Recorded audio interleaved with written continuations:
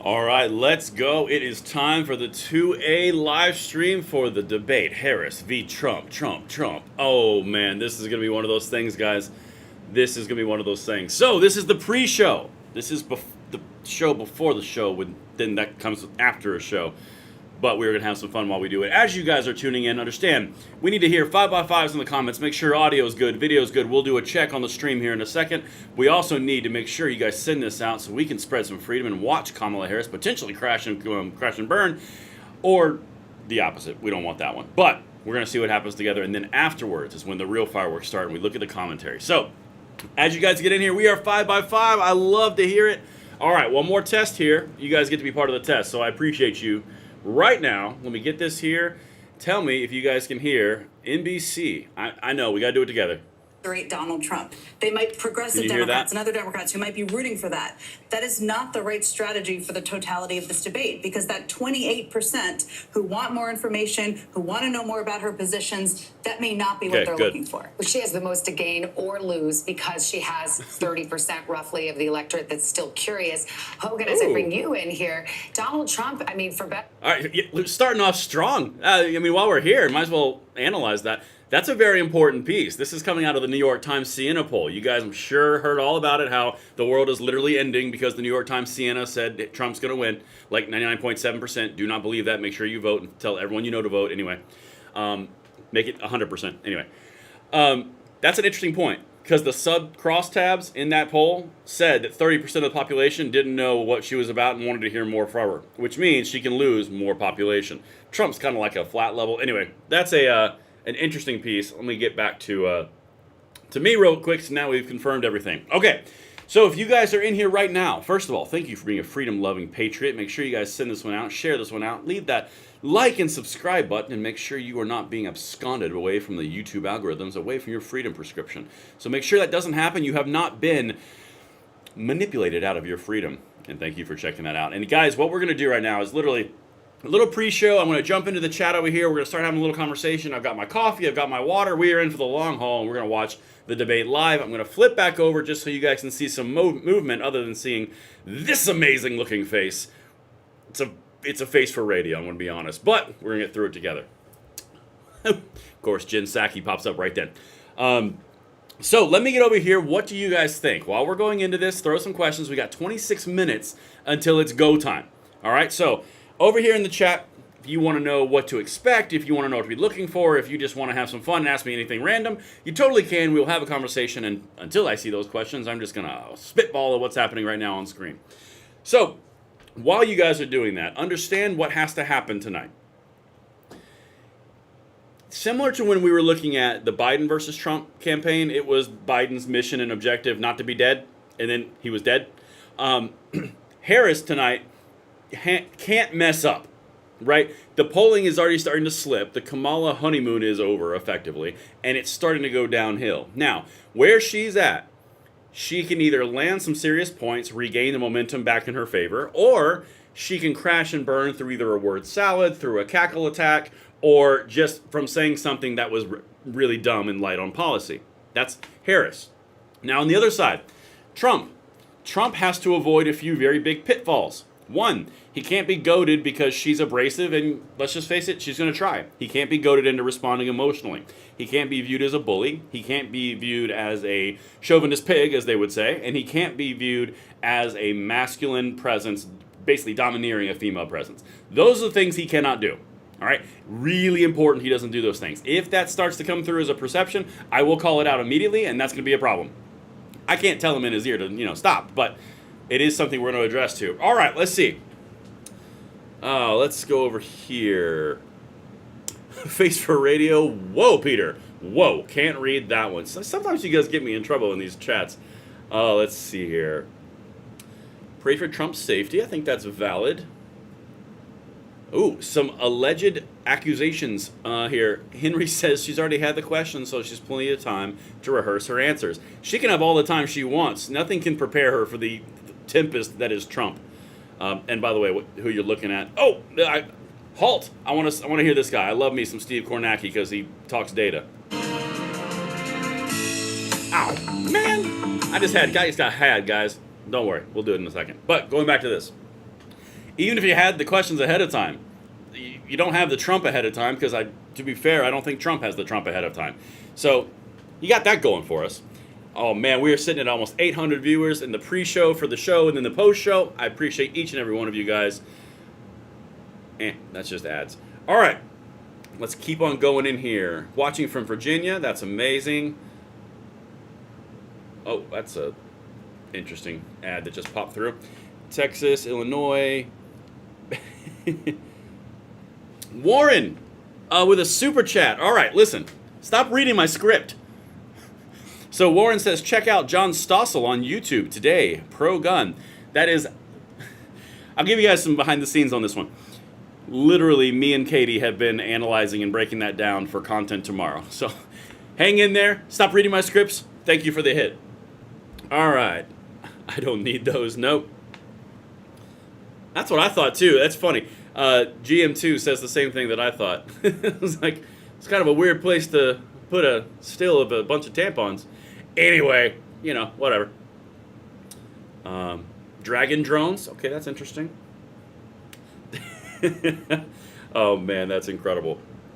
Who said that Harris has the questions already? Somebody in the chat. I don't know exactly who said that. Mike says, here for the pre-show and the show. Might be asleep for the post-show. Stupid full-time job. I know, but we all do it. And I appreciate you personally for putting in the time and the effort to view this potential tempest in a teapot, nuclear weapon on a city. I don't even know what this is going to be, but I appreciate you guys hanging out with me and giving a two-way stance on it. A little bit of freedom for our days as we walk through the insanity that is life. But man, I'm so excited for this debate. I really am. This is my sports, which is so weird. All right, will she be drunk? That's a valid question. I do not know. I sincerely hope not. But also at the same time, I kind of hope so. I don't know. We'll see what happens. All right, Kansas. Oh, man, we got so many good places. Texas, Kansas. Uh-oh, are we going back to the... All right, let's get back. I want to hear what Steve said. Coverage of tonight's presidential debate between Vice President Harris and former President Trump. We'll be bringing you the debate live when it begins in less than 25 minutes. And tonight will be a critical moment, and it could shake up what many see as a tight race, a deadlock race with less than 2 months to go before Election Day. Steve Kornacki is with us tonight at the big board to break all right, Steve. Down. Where's this going? Yeah, I mean, close. And let's put this in some perspective here. What you're looking at is the average of all of the major national polls that are out there right now. This is a running average we keep. Harris at a 47-45 for Trump. 2-point lead there for Harris. Obviously, Democrats like that. But some context for that. First of all, there's this. Donald Trump has run from behind both previous times he ran for president. At this same point, 4 years ago, in our poll average, Donald Trump was trailing Joe Biden by 7.8 points. And at the same point in 2016, in our poll average, Trump was trailing Hillary Clinton by 4.5 points. Now it's only 2. So, yeah, Trump's behind, but this is closer than he's been in the polling in previous elections. And there's also this. Remember, we covered that on this channel. Trump lost the national popular vote to Clinton, won in the Electoral College. In 2020, Trump lost the popular vote by a wide margin to Joe Biden, almost won in the Electoral College. Is there going to be a gap like that again that works to Trump's favor, an Electoral College advantage? That's what you think about when you look at this. The 7 core battleground states, and again, poll average here, the average of the major polls in those states right now. And you see the headline, obviously, these are very close margins. Look, Harris, 1/10 of 1 point in the North Carolina average right now. Trump by a 0.5 point in Georgia. These are very, very close, although you take a look and you see one here that's a little different. That's Wisconsin. Harris on average just over 4 points ahead right now. Okay. This was, keep in mind, Wisconsin, the source of the single biggest polling miss in 2020. It had Joe Biden well ahead, nearly 10 points on average. He won the state by less than 1 point. The polling here was way off in 2016 as well. Thank you, There was a pretty big miss in Michigan, too. States with large blue-collar white populations where Trump has run up very big numbers. The polls didn't sufficiently capture that in 16 and 20.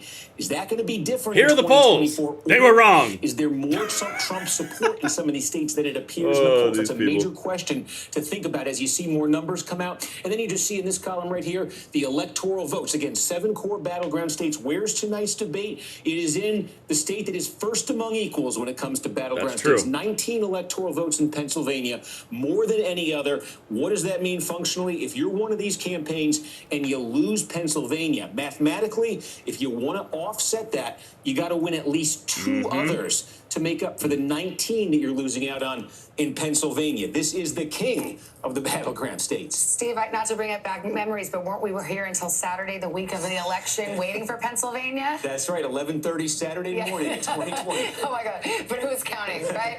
Okay, well, we shall see. Thank you. That sets it up very nicely for our next guest. What do voters want to hear from candidates? I don't care about that. All right, so this is really important. First of all, I really hope you guys notice that. Well, these polls are saying it's a tight race. It's a tight race. Kamala Harris has an edge. It's going to be a squeaker. So what happened on the background here, Steve? They were all wrong last year. What? Guys, vote like you are 5 points behind. Do not listen to a word these people are saying about what's going to happen, what isn't going to happen. Trump has X% chance of winning. It does not matter. Vote like you are behind. Because these people just openly said flat out, yeah, we were wrong last time, but look at them now. Come on. Get out of here. Oh, goodness gracious. And also, on another note, the Ohio thing that she just mentioned in 2020, Ohio was like plus 13 for Trump in 2020. Anyway, other than that little nougat, these people are dumb. All right.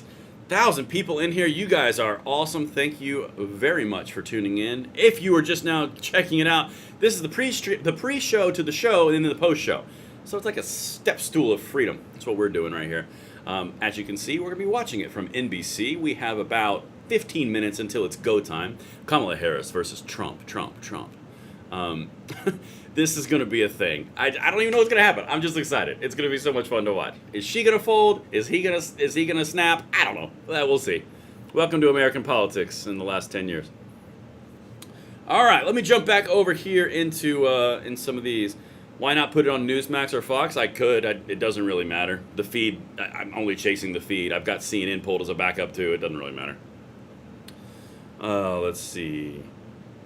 Are we still winning our Second Amendment, yes or no? Jason, yes, we are. Does not mean they are not going to try, but we are winning. I will defend that point for a very long time. Montana just showed up. That's awesome. That is awesome. Yeah, but why CNN? Listen, guys, I'll pull up Fox News if you want. I don't have a preference. I don't care. Watch, I'm going to do it for you right now. I'm going to do it on a separate feed, though, because, can't be showing you guys stuff. All right, so I'm going to pull it up right here. Just make you guys happy. Let's see. They face off in the battleground. Remember 9/11 tomorrow. That is extremely valid. Very important to do so. I've got a few projects that are in the works for that tomorrow, so make sure you guys are tuned in on that. All right, let me validate that this is live. Yeah. And just because I like you guys and I listen to your feedback,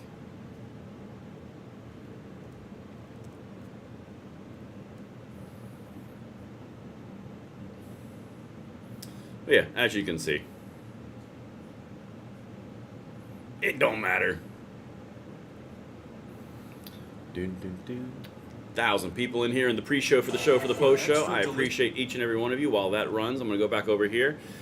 So what we're seeing now, guys, and this is the important piece, this is all the pre-show that the NBC, the CNNs, they're all coming out and saying, Harris needs to do this, and Trump's going to be this. And something else that's very important to notice here.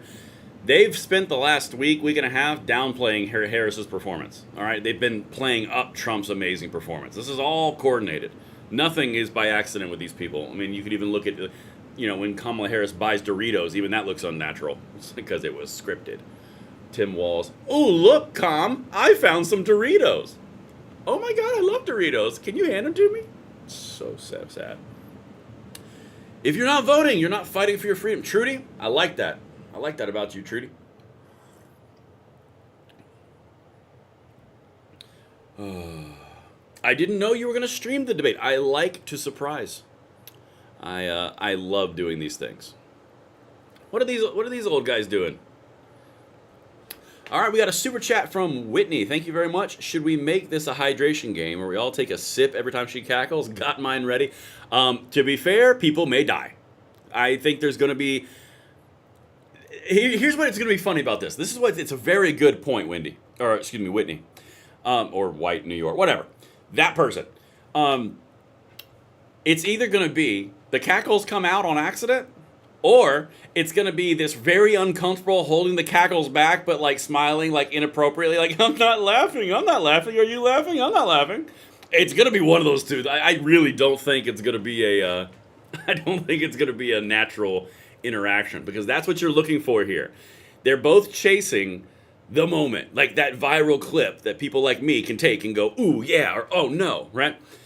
Depends on which side does the clip, does the punchline, does the whatever. A very good example would be when Hillary Clinton said in the 2016 debates that if she'd be scared of a Trump DOJ, and then he's like, because you'd be in jail. Yeah, that one.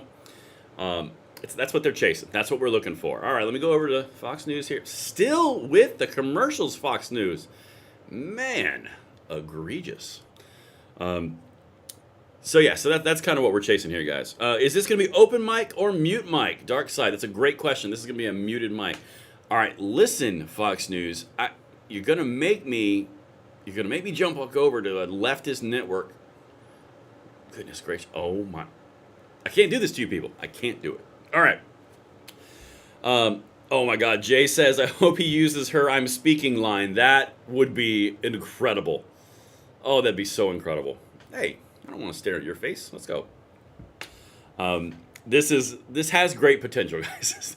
This really does. Because if Kamala does this poorly and Trump doesn't lose any ground, that's a big deal. The momentum is shifting nationally, which is traditionally happening and historically at this time of the year. I'm just saying, Trump does always underperform the polls. Again, just saying. But you're going to vote like you're 5 points behind. You're going to bring 4 of your friends because you're 5 points behind. Just saying. Everyone. Me included. All right. Let's see what Savannah Guthrie's saying. The opposing candidate. So we know you from politics, but apparently you have acting chops as well. Greg, as I turn to you, you helped President Obama and I think Senator Kerry as well. So if you were advising Kamala Harris, what would you tell her to do? Because obviously Donald Trump is an opponent unlike any other. I agree with that. Right I think there. On the issue of substance and policy, she's just going to be fine. She's disciplined. She's hardworking. Her real challenge, I think, is managing Trump, because whereas Vice President Harris is the captain and quarterback of Team Normal, former President Trump is really the four-star general of Team Crazy, and you can't really guess or predict exactly what he's going to be saying or doing. It's going to be a stream of consciousness. There's going to be non sequiturs. There's going to be one falsehood after another. So I'm going to be interested in finding out how she manages to deal with him. I think he's likely to get under her skin more than she's likely to get under his skin. Well, exactly what I just said. Is she going to lose it? She would probably have Why am I on everybody NBC? get angry or I could teach him a thing or emotional three. or lecture him. But I think if she manages this guy in this debate, she'll be president of the United States. Senator Craig and Greg Craig, good to have both of you with us. Not easy, right? Not easy at all, but nice to have your perspective. Speaking of an interesting perspective, there's only 2 people sitting at this desk right now who've actually moderated general election debates, which I would like to say seems like... Savannah, no. I need Lester to get in there and make her look like an idiot on the border again. Anyway, I missed the super chat. I got to catch this up, and then we'll hit on those amazing statements that guy just made. Mike Yu from Super Chat says Trump needs to beat Harris with facts and history. Facts, like not to be too find a point on it. That's absolutely true. So Harris is the star quarterback on Team Normal. Okay, and Trump is the 4-star general of Team Crazy. Okay, that's interesting. That's definitely a takeaway. That's a take. That's a hot take. Now, in a serious moment, I do want to address something that they just said that we literally said in this pre-show right here. The pre-show for the show for the post-show. Everything that I just said with you guys right now, they were like, yeah, that's true. That's absolutely true. You know, there's going to be like a stream of consciousness. They're going to have to try to get under each other's skin. He's going to get under her skin. I mean, good Lord, she can't mess up. She does it well. She's president. I mean, good Lord. Oh my goodness gracious. Guys, I tell you what, whew. All right, let me get down here in this chat again because Kirsten Welker is talking, and 10-minute warning says Trevor. That's 9 minutes actually. Let's not get crazy. Okay, guys, this is the moment. This is the moment to make sure you have your beverages. You've had all bathroom breaks. You had your laptop charged into power. Your mic is working. Your audio is working. Your feeds are working. We're ready. Let's go. So take this time now and make sure you are fully ready. I don't know who that other woman is. It doesn't matter. Hey, is Fox News still being crazy? Yep. See what I have to deal with. Okay, get enough. Fox, that's 4 ads. Goodness gracious. Fox is getting a little aggressive with the ads. Working on it, brother. Brace impact for BS. Oh, there's going to be some BS. Sean Hannity. I don't know what that reference is, Trevor, but I appreciate you. Norman calling everybody out, saying 1.2 thousand people watching and only 516 thumbs up. He is offended. To save his offense and his feelings, make sure you hit that like button, subscribe to the channel, and turn the notification bell on. And I swear if there's another ad here, I'm abandoning Fox forever. Okay. All right. And by forever, I mean like 5 minutes. All right, what are they talking about?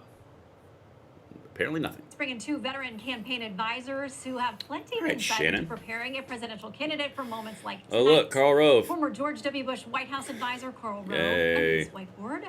And former economic advisor to President Barack Obama, Robert Wolf. Both are Fox News contributors. Welcome, gentlemen. Why is Obama's people making appearances everywhere? Recent polling also shows the topics that we've talked about tonight. President Trump has about a 13-point advantage on the economy. Vice President Harris has about a 15-point advantage on the issue of abortion. Carl, which one is going to matter most when it comes down to voting? Well, both of them will matter to the undecided and swing voters, but the economy, inflation, and the border are more important than abortion. That is top 3. Facts.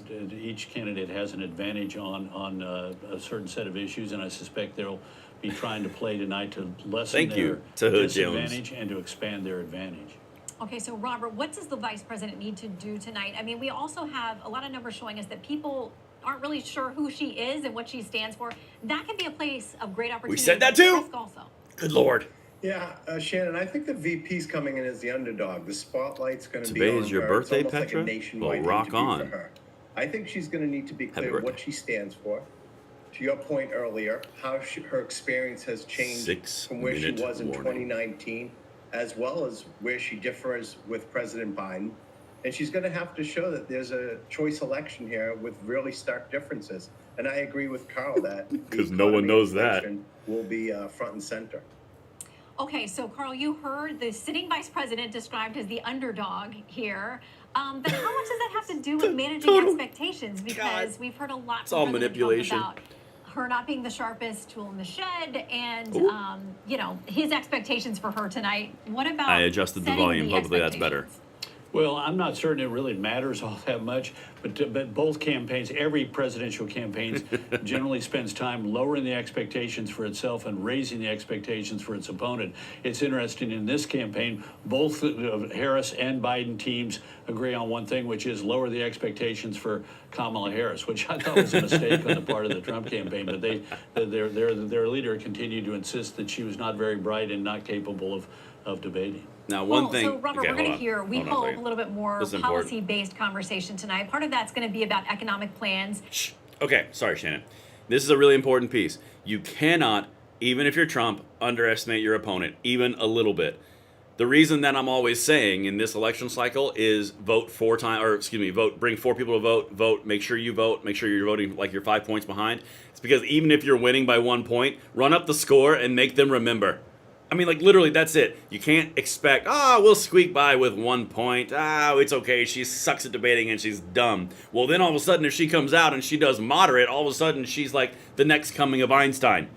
So you got to understand, like, you got to have a little bit of strategic acumen here to do this properly. So, again, bottom line, get out and vote and take 4 of your friends to vote and register to vote and do other things to vote and make this painful. Really painful. All right.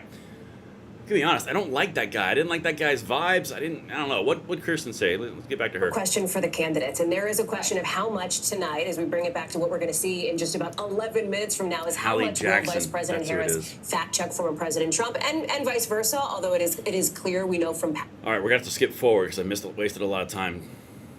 Oh, it's that person. Her debate preparations are how she's going to differentiate herself from President Biden. Former President Trump is going to try to make her own every single mistake that he believes President Biden made. And there's been a lot of tension among the Harris team about whether or not she should throw President Biden, under the bus figuratively and say, I disagreed with some of the policies, maybe even the withdrawal from Afghanistan, the way that it was She carried does that, out. Whether she's done. going to say, I serve at the pleasure of the president, and I agreed with everything that he did. But she has to, in some ways, really carve out what the Harris administration is going to look like and why it's not going to just be a third term of the Biden administration, or the second term of the Biden administration, rather. And the other thing that she's really going to have to do is not get pulled into personal attacks by former President Trump. They expect him to, at some point, maybe lose it. They're going to try to bait him a bit to try to lash out at her. But she really wants to remain calm because her biggest thing that she wants to do so is far in front of these introduce people. herself to undecided voters and voters who might not be familiar with her background, her middle-class background, that she's a child of immigrants. They really want her team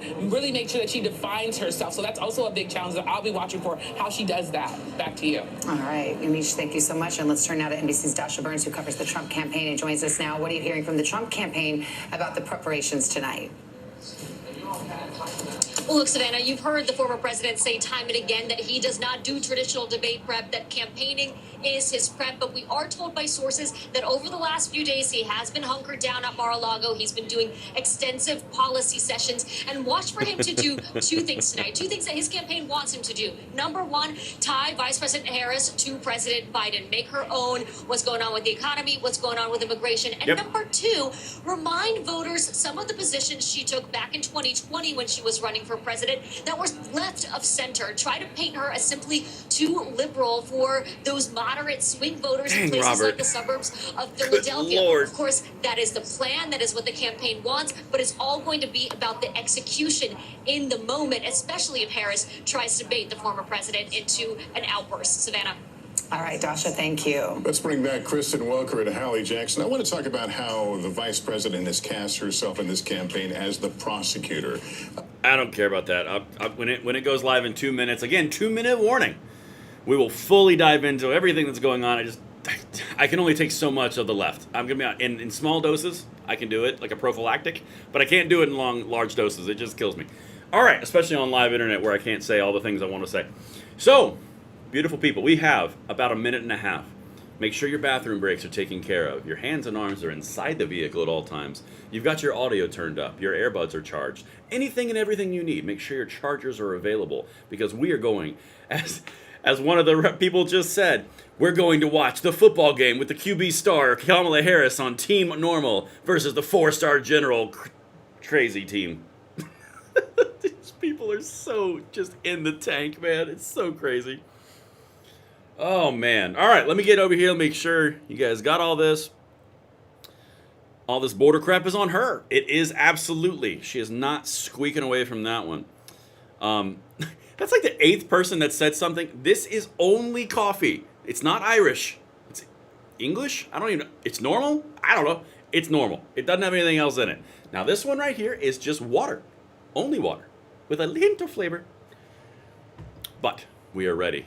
We are ready. I am so amped for this, guys. I'm going to try my very best to chime in when it's appropriate. When it's not, I'll mostly let them talk, but I will have analysis as it goes. I'll be in the chat for dang sure. Let's go! 1,500 people. Thank you guys so much for checking out the pre-show to go to the show and then to the post-show. I appreciate you so much. We're going to sprinkle in some two-way freedom as we're going through. I will, as I just mentioned, do as much analysis as I can verbally, and if that doesn't work and they're interrupting each other and talking, I will make notes over here in the comments, and we will absolutely have a great old time through the power of text in the chat box. But this is something that is going to be memorable. I don't know why. I just feel it. I kind of said the same thing in the Biden campaign, and then Biden was like one of those little creatures from Plants vs. Zombies. If you guys have kids, you know. And he just kind of turned into be like a... Right? But now... we're about to get in. It's at time. It is at time. So let's get it. Let's see what is up. Democratic nominee, a lot has happened. press period of time. Yeah. Okay, ABC that's as fast as we're News going. is broadcasting it, but we will simulcast it right here in its entirety. It's taking place at the National Constitution Center in Philadelphia. And like June's debate, there will be no audience tonight. The candidates' microphones will be muted while the other one is talking. Each candidate will get 2 minutes for answers. There will be closing statements, but no opening statements. So we expect them to probably mix it up rather early in this as they stake out their positions and we get a sense of where all this is going. And the mics are muted when the other is talking. So let's take you to Philadelphia now and the first presidential debate of 2024. Go. Good evening, I'm David Muir, and thank you for joining us for tonight's ABC News presidential debate. Hope you guys we want are ready. to welcome viewers watching on ABC and around the world tonight. Vice President Kamala Harris and President Donald Trump are just moments away from taking the stage in this unprecedented race for president. And I'm Lindsay Davis. Tonight's meeting could be the most consequential event of their campaigns, with Election Day now less than 2 months away. Those shoulder For Vice pads, though. President Kamala Harris, this is her first debate since President Biden withdrew from the race on July 21st. Of course, that decision followed his debate against President Donald Trump in June. Since then, this race has taken on an entirely new dynamic. And that brings us to the rules of tonight's debate. 90 minutes with 2 commercial breaks. No topics or questions have been shared with the campaigns. The candidates will have 2 minutes to answer questions, and this is the clock. That's what they'll be seeing. 2 minutes for rebuttals and 1 minute for follow-ups, clarifications, or responses. Their microphones will only be turned on when it's their turn to speak. No pre-written notes allowed. There is no audience here tonight in this hall at the National Constitution Center. This is an intimate setting for 2 candidates who have never met. President Trump won the coin toss. He chose to deliver the final closing statement of the evening. Smart. Vice President Harris selected the podium to the right. So let's now welcome the candidates to the stage. Vice President Kamala Harris and Let's President go. Donald Trump. Are they going to shake hands? Are they going to kick each other in the face? Oh, Trump, you got to shake her hand, bro. Kamala Harris, let's have a good debate. Have fun. Thank you. Welcome to you both. It's Kamala wonderful to have Harris. you. It's an honor to have you Oh, both. who here are you? tonight. That's weird. Good evening. We are looking forward to a spirited and thoughtful debate. So let's get started. I want to begin tonight with the issue that voters repeatedly say is their number one issue, and that is the economy and the cost of living in this country. Vice President Harris, you and President Trump were elected 4 years ago, and your opponent on the stage here tonight often asks his supporters, are you better off He said than the you wrong were 4 name. years ago? When it comes to the economy, do you believe Americans are better off than they were 4 years ago? So I was raised as a middle-class kid, and I am actually the only person on this stage who has a plan that is about lifting up the middle class and working people of America. I believe in the ambition, the aspirations, the dreams of the American people. And that is why I imagine and have actually a plan to build what I call an opportunity economy. Because here's the thing. We know that we have a shortage of homes and housing, and the cost of housing is too expensive for far too many people. We know that young families need support to raise their children, and I intend on extending a tax cut for those families of $6,000, which is the largest child tax credit that we have given in a long time, so that those young families can afford to buy a crib, buy a car seat, buy clothes for their children. My passion, one of them, is small businesses. I was actually, my mother raised my sister and me, but there was a woman who helped raise us. We call her our second mother. She was a small business owner. I love our small businesses. My plan is to give a $50,000 tax deduction to start up small businesses, knowing they are part of the backbone of America's economy. My opponent, on the other hand, his plan is to do what he has done before, which is to provide a tax cut for billionaires and big corporations, which will result in $5 trillion to America's deficit. My opponent has a plan that I call the Trump's sales tax, which would be a 20% tax on everyday goods that you rely on to get through the month. Economists have said that Trump sales tax would actually result for middle-class families in about $4,000 more a year, because of his policies and his ideas about what should be the backs of middle-class people paying for tax cuts for billionaires. President Trump, I'll give you 2 minutes. First of all, I have no sales tax. That's an incorrect statement. She knows that. We're doing tariffs on other countries. Other countries are going to finally, after 75 years, pay us back for all that we've done for the world. And the tariff will be substantial in some cases. I took in billions and billions of dollars, as you know, from China. In fact, they never took the tariff off because there was so much money they can't. It would totally destroy everything that they've set out to do. They're taking in billions of dollars from China and other places. They've left the tariffs on. When I had it, I had tariffs, and yet I had no inflation. Look, we've had a terrible economy because inflation has, which is really known as a country buster. It breaks up countries. We have inflation like very few people have ever seen before, probably the worst in our nation's history. We were at 21%, but that's being generous because many things are 50, 60, 70, and 80% higher than they were just a few years ago. This has been a disaster for people, for the middle class, but for every class. On top of that, we have millions of people pouring into our country from prisons and jails, from mental institutions and insane asylums, and they're coming in and they're taking jobs that are occupied right now by African Americans and Hispanics, and also unions. Unions are going to be affected very soon. And you see what's happening. You see what's happening with towns throughout the United States. You look at Springfield, Ohio. You look at Aurora in Colorado. They are taking over the towns. They're taking over buildings. They're going in violently. These are the people that Xi and Biden led into our country, and they're destroying our country. They're dangerous. They're at the highest level of criminality, and we have to get them out. We have to get them out fast. I created one of the greatest economies in the history of our country. I'll do it again and even better. We are going to get to immigration and border security during this debate, but I would like to let Vice President Harris respond on the economy here. Well, I would love to. Let's talk about what Donald Trump left us. Donald Trump left us the worst unemployment since the Great Depression. Donald Trump left us the worst public health epidemic in a century. Donald Trump left us the worst attack on our democracy since the Civil War. And what we have done is clean up Donald Trump's mess.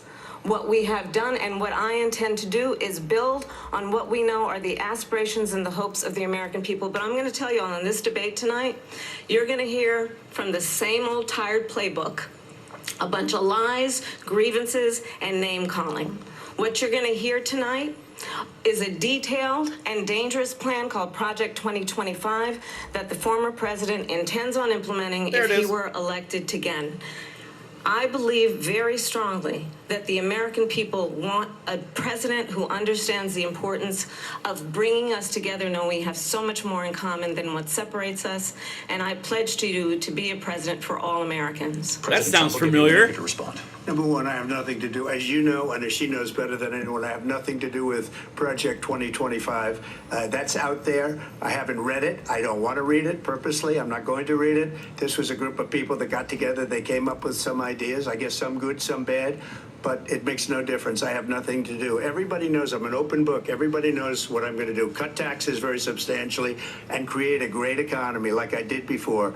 We had the greatest economy. We got hit with a pandemic, and the pandemic was not since 1917, where 100 million people died, has there been anything like it. We did a phenomenal job with the pandemic.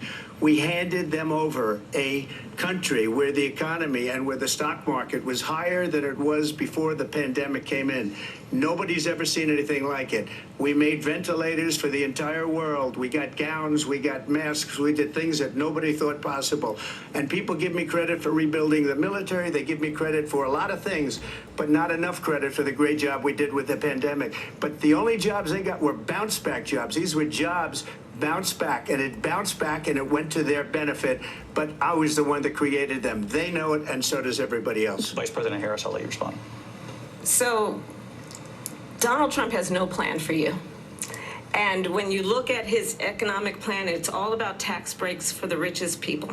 I am offering what I describe as an opportunity economy, and the best economists in our country, if not the world, have reviewed our relative plans for the future of America.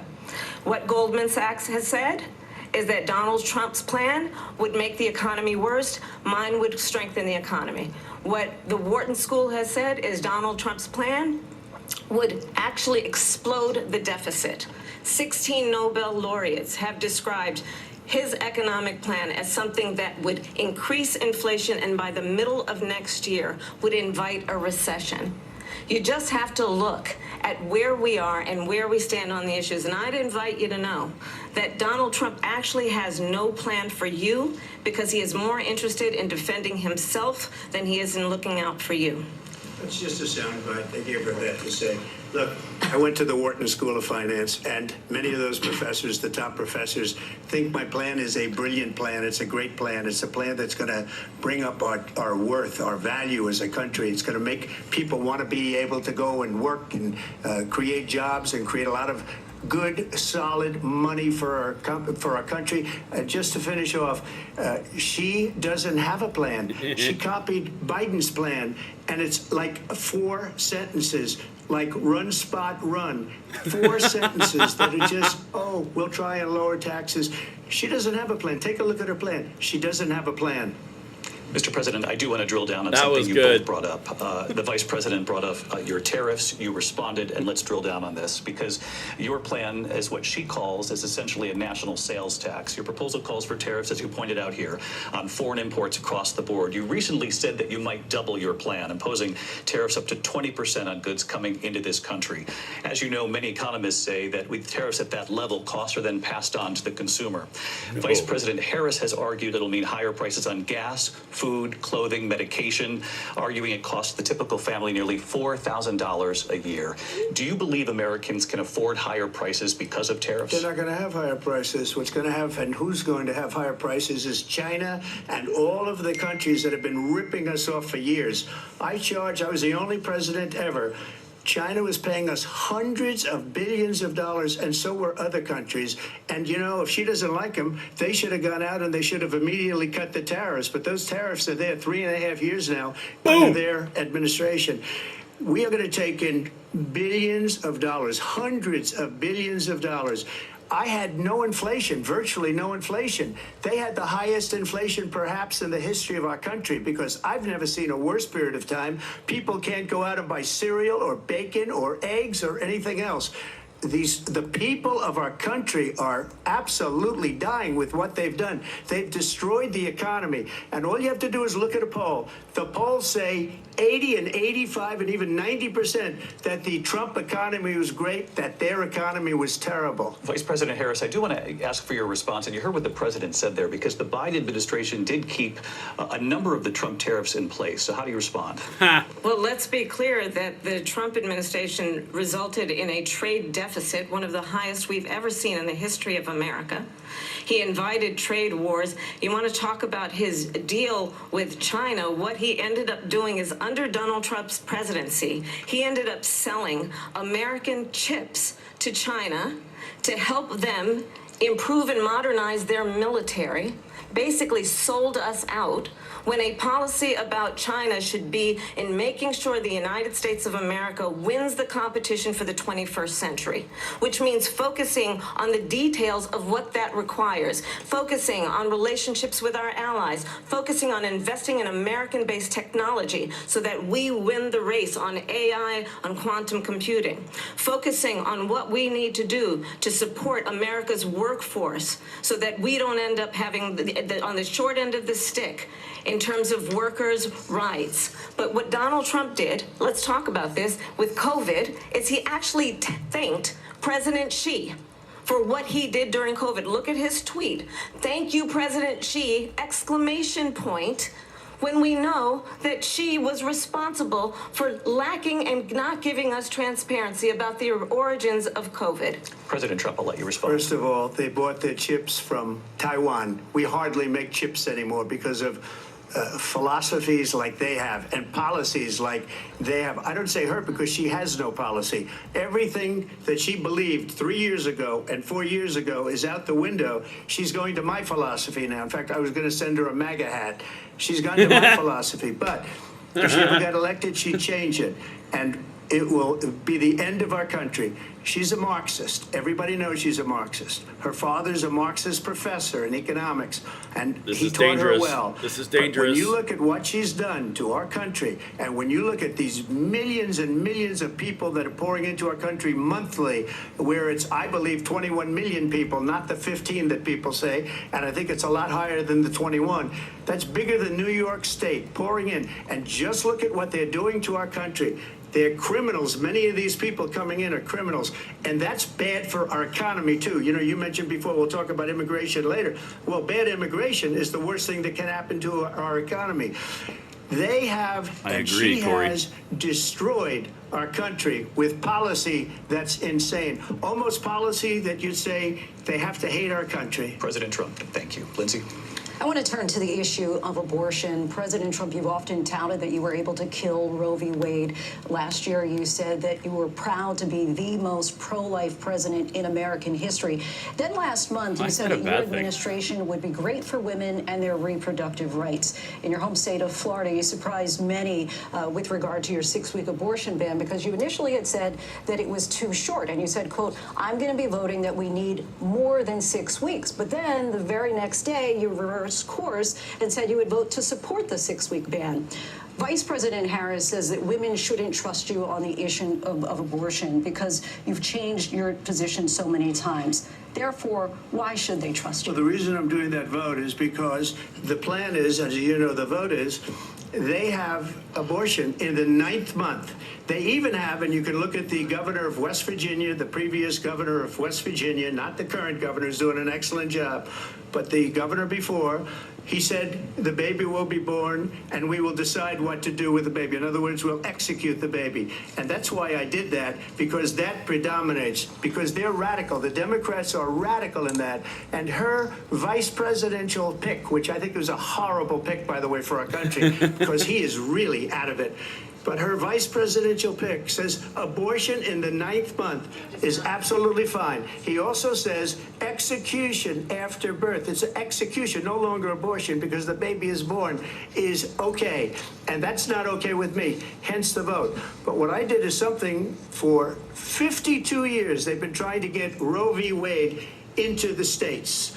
And through the genius and heart and strength of 6 Supreme Court justices, we were able to do that. Now, I believe in the exceptions for rape, incest, and life of the mother. I believe strongly in it. Ronald Reagan did also. 85% of Republicans do. Exceptions. Very important. But we were able to get it, and now states are voting on it. And for the first time, you're going to see, look, this is an issue that's torn our country apart for 52 years. Every legal scholar, every Democrat, every Republican, liberal, conservative, they all wanted this issue to be brought back to the states where the people could vote. And that's what happened. Now, Ohio, the vote was somewhat liberal. Kansas, the vote was somewhat liberal, much more liberal than people would have thought. But each individual state is voting. It's the vote of the people now. It's not tied up in the federal government. I did a great service in doing it. It took courage to do it. And the Supreme Court had great courage in doing it. And I give tremendous credit to those 6 justices. There is no state in this country where it is legal to kill a baby after it's born. Madam Vice President, I want to get your response to President Trump. Well, as I said, you're going to hear a bunch of lies, and that's not actually a surprising fact. Let's understand how we got here. Donald Trump hand-selected 3 members of the United States Supreme Court with the intention that they would undo the protections of Roe v. Wade. And they did exactly as he intended. And now in over 20 states, there are Trump abortion bans, which make it criminal for a doctor or nurse to provide health care. In one state, it provides prison for life. Trump abortion bans that make no exception even for rape and incest, which understand what that means. A survivor of a crime of violation to their body does not have the right to make a decision about what happens to their body next. That is immoral. And one does not have to abandon their faith or deeply held beliefs to agree. The government, and Donald Trump certainly, should not be telling a woman what to do with her body. I have talked with women around our country. You want to talk about this is what people wanted? Pregnant women who want to carry a pregnancy to term, suffering from a miscarriage, being denied care in an emergency room because the healthcare providers are afraid they might go to jail, and she's bleeding out in a car in the parking lot. She didn't want that. Her husband didn't want that. A 12 or 13-year-old survivor of incest being forced to carry a pregnancy to term. They don't want that. And I pledge to you, When Congress passes a bill to put back in place the protections of Roe v. Wade, as President of the United States, I will proudly sign it into law. But understand, if Donald Trump were to be reelected, he will sign a national abortion ban. Understand, in his Project 25, there would be a national abortion, a monitor of the monitoring your pregnancies, your images. I think they believe that certain freedoms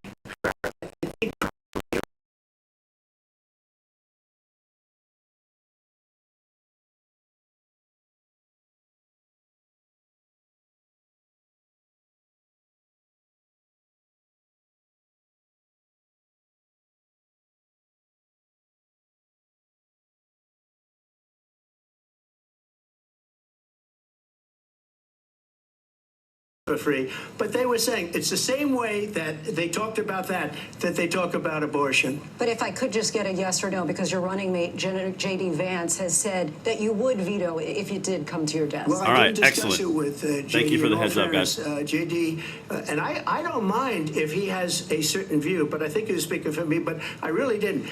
Look, we don't have to discuss it because she'd never be able to get it, just like she couldn't get student loans. They couldn't get student loans. They didn't even come close to getting student loans. They taunted young people and a lot of other people that had loans. They can never get this approved. So it doesn't matter what she says about going to Congress. So wonderful. Let's go to Congress, do it. But the fact is that for years they wanted to get it out of Congress and out of the federal government. And we did something that everybody said couldn't be done. And now you have a vote of the people on abortion. Vice President Harris, want to give you your time to More respond, but I abortion do talk want is to all we ask, miss. would you support any restrictions on a woman's right to an abortion? I absolutely support reinstating the protections of Roe v. Wade. And as you rightly mentioned, nowhere in America is a woman carrying a pregnancy to term and asking for an abortion. That is not happening. It's insulting to the women of America. Is it? And understand what has been happening under Donald Trump's abortion bans. Couples who pray and dream of having a family are being denied IVF treatments. What is happening in our country? Working people, working women who are working 1 or 2 jobs, who can barely afford childcare as it is, have to travel to another state to get on a plane sitting next to strangers to go and get the health care she needs. Barely can afford to do it. She and wants what him you to are look at her putting so bad. through is unconscionable.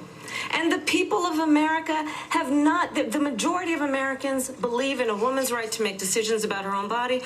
And that is why in every state where this issue has been on the ballot, in red and blue states both, the people of America have voted for freedom. Vice President Harris, Excuse me, I thank have you. to respond. Another lie. It's another lie. I have been a leader Oh, on no, you IVF, which is fertilization. The IVF, I have been a leader. In fact, when they got a very negative decision on IVF from the Alabama courts, I saw the people of Alabama and the legislature 2 days later voted it in. I've been a leader on it. They know that, and everybody else knows it. I have been a leader on fertilization, IVF. And the other thing, you should ask, will she allow abortion in the 8th month, 9th month, 7th month? Come on. Okay, would you do that? Why don't you ask her that question? Why don't you answer the question? Would you because veto? Under Roe v. Wade, answer the question. Would you veto? You could do abortions in the 7th month, the 8th month, the 9th That's month, not true. and probably after birth. Just look at the former governor of Virginia. The governor of Virginia said we put the baby aside and then we determine what we want to do with the baby. President Trump, thank you. We're going to turn now to immigration and border security. We know it's an issue that's important to Republicans, Democrats, voters across the board in this country. Vice President Harris, you were tasked by President Biden with getting to the root causes of migration from Central America. We know that illegal border crossings reached a record high in the Biden administration. This past June, President Biden imposed tough new asylum restrictions. We know the numbers since then have dropped significantly. This is an important part. But my question to you tonight is why did the administration hard. wait until 6 months before the election to act? And would you have done anything differently from President Biden on this? So I'm the only person on this stage who has prosecuted transnational criminal organizations for the trafficking of guns, drugs, and human beings. And let me say that the United States Congress, including some of the most conservative members of the United States Senate, came up with a border security bill which I supported. And that bill would have put 1,500 more border agents on the border to help those folks who are working there right now overtime trying to do their job. It would have allowed us to stem the flow of fentanyl coming into the United States. I know there are so many families watching tonight who have been personally affected by the surge of fentanyl in our country. Because of you. That bill would have put more resources to allow us to prosecute transnational criminal organizations for trafficking in guns, drugs, and human beings. But you know what happened to that bill? Donald Trump got on the phone, called up some folks in Congress and said, kill the bill. And you know why? Because he'd prefer to run on a problem instead of fixing a problem. And understand, this comes at a time where the people of our country actually need a leader who engages in solutions, who actually addresses the problems at hand. But what we have in the former president is someone who would prefer to run on a problem instead of fixing a problem. And I'll tell you something, he's going to talk about immigration a lot tonight, even when it's not the subject that is being raised. And I'm going to actually do something really unusual, and I'm going to invite you to attend one of Donald Trump's rallies, because it's a really interesting thing to watch. You will see during the course of his rallies, he talks about fictional characters like Hannibal Lecter. He will talk about windmills cause cancer. And what you will also notice is that people start leaving his rallies early out of exhaustion and boredom. And I will tell you, the one thing you will not hear him talk about is you. You will not hear him talk about your needs, your dreams, and your desires. And I'll tell you, I believe you deserve a president who actually puts you first, and I pledge to you that I will. Vice President Harris, thank you. President Trump, on that point, I want to get your response. Well, I would like to respond. Let me just ask, though, why did you try to kill that bill, and successfully so, that would have put thousands of additional agents and officers on the border? First, let me respond as to the rallies. She said people start leaving. People don't go to her rallies. There's no reason to go. No, stop it. The Don't do people this. that do go, she's bussing them in and paying them to be there, and then showing them in a different light. So she can't talk about that. People don't leave my rallies. Oh, I don't like her. Rallies, the most incredible rallies in the history of politics. That's because people want to take their country back. Our country is being lost. We're a failing nation, and it happened 3.5 years ago. And what's going on here, you're going to end up in World War III, just to go into another subject. What they have done to our country by allowing these millions and millions of people to come into our country, and look at what's happening to the towns all over the United States. And a lot of towns don't want to talk. It's not going to be Aurora or Springfield. A lot of towns don't want to talk about it because they're so embarrassed by it. In Springfield, they're eating the dogs, the people that came in. They're eating the cats. They're eating the pets of the people that live there. And this is what's happening in our country, and it's a shame. As far as the rallies are concerned, as far as the reason they go is they like what I say. They want to bring our country back. They want to make America great again. It's a very simple phrase, make America great again. She's destroying this country. And if she becomes president, this country doesn't have a chance of success. Not only success, we'll end up being Venezuela on steroids. I agree. She baited him. I just want to clarify here. You bring up Springfield, Ohio, and ABC News did reach out to the city manager there. He told us there have been no credible reports of specific claims of pets being harmed, injured, or abused by individuals within the immigrant community. Well, I've seen people on television. Let me just say here, this is the people on television say my dog was taken and used for food. So maybe he said that, and maybe that's a good thing to say for a city manager. I'm not taking this from television. But the people I'm on taking it from television the city saying manager. their dog was eaten by the people that went there. Again, the Springfield city manager says there's no evidence of that. Vice President Harris, out. I'll let you respond to the rest of what you've heard. You talk about extreme. There's the laugh. You know, this is, I think, one of the reasons why in this election, I actually have the endorsement of 200 Republicans who have formally worked with President Bush, Mitt Romney, and John McCain, including the endorsement of former Vice President Dick Cheney and Congress member Liz Cheney. And if you want to really know the inside track on who the former president is, if he didn't make it clear already, just ask people who have worked with him. His former chief of staff, a 4-star general, has said he has contempt for the Constitution of the United States. His former national security advisor has said he is dangerous and unfit. His former Secretary of Defense has said the nation, the republic, would never survive another Trump term. And when we listen to this kind of rhetoric, when the issues that affect the American people are not being addressed, I think the choice is clear in this election. By who? President Trump will give you a quick minute to respond. He needs to hit her on the border. Thank you, because when I hear that, see, I'm a different kind of a person. I fired most of those people. Not so graciously. They did bad things or a bad job. I fired them. They never fired one person. They didn't fire anybody having to do with Afghanistan and the Taliban and the 13 people whose were just killed, viciously and violently killed. And I got to know the parents and the family. They didn't fire. They should have fired all those generals, all those top people, because that was one of the most incompetently handled situations anybody has ever seen. So when somebody does a bad job, I fire him.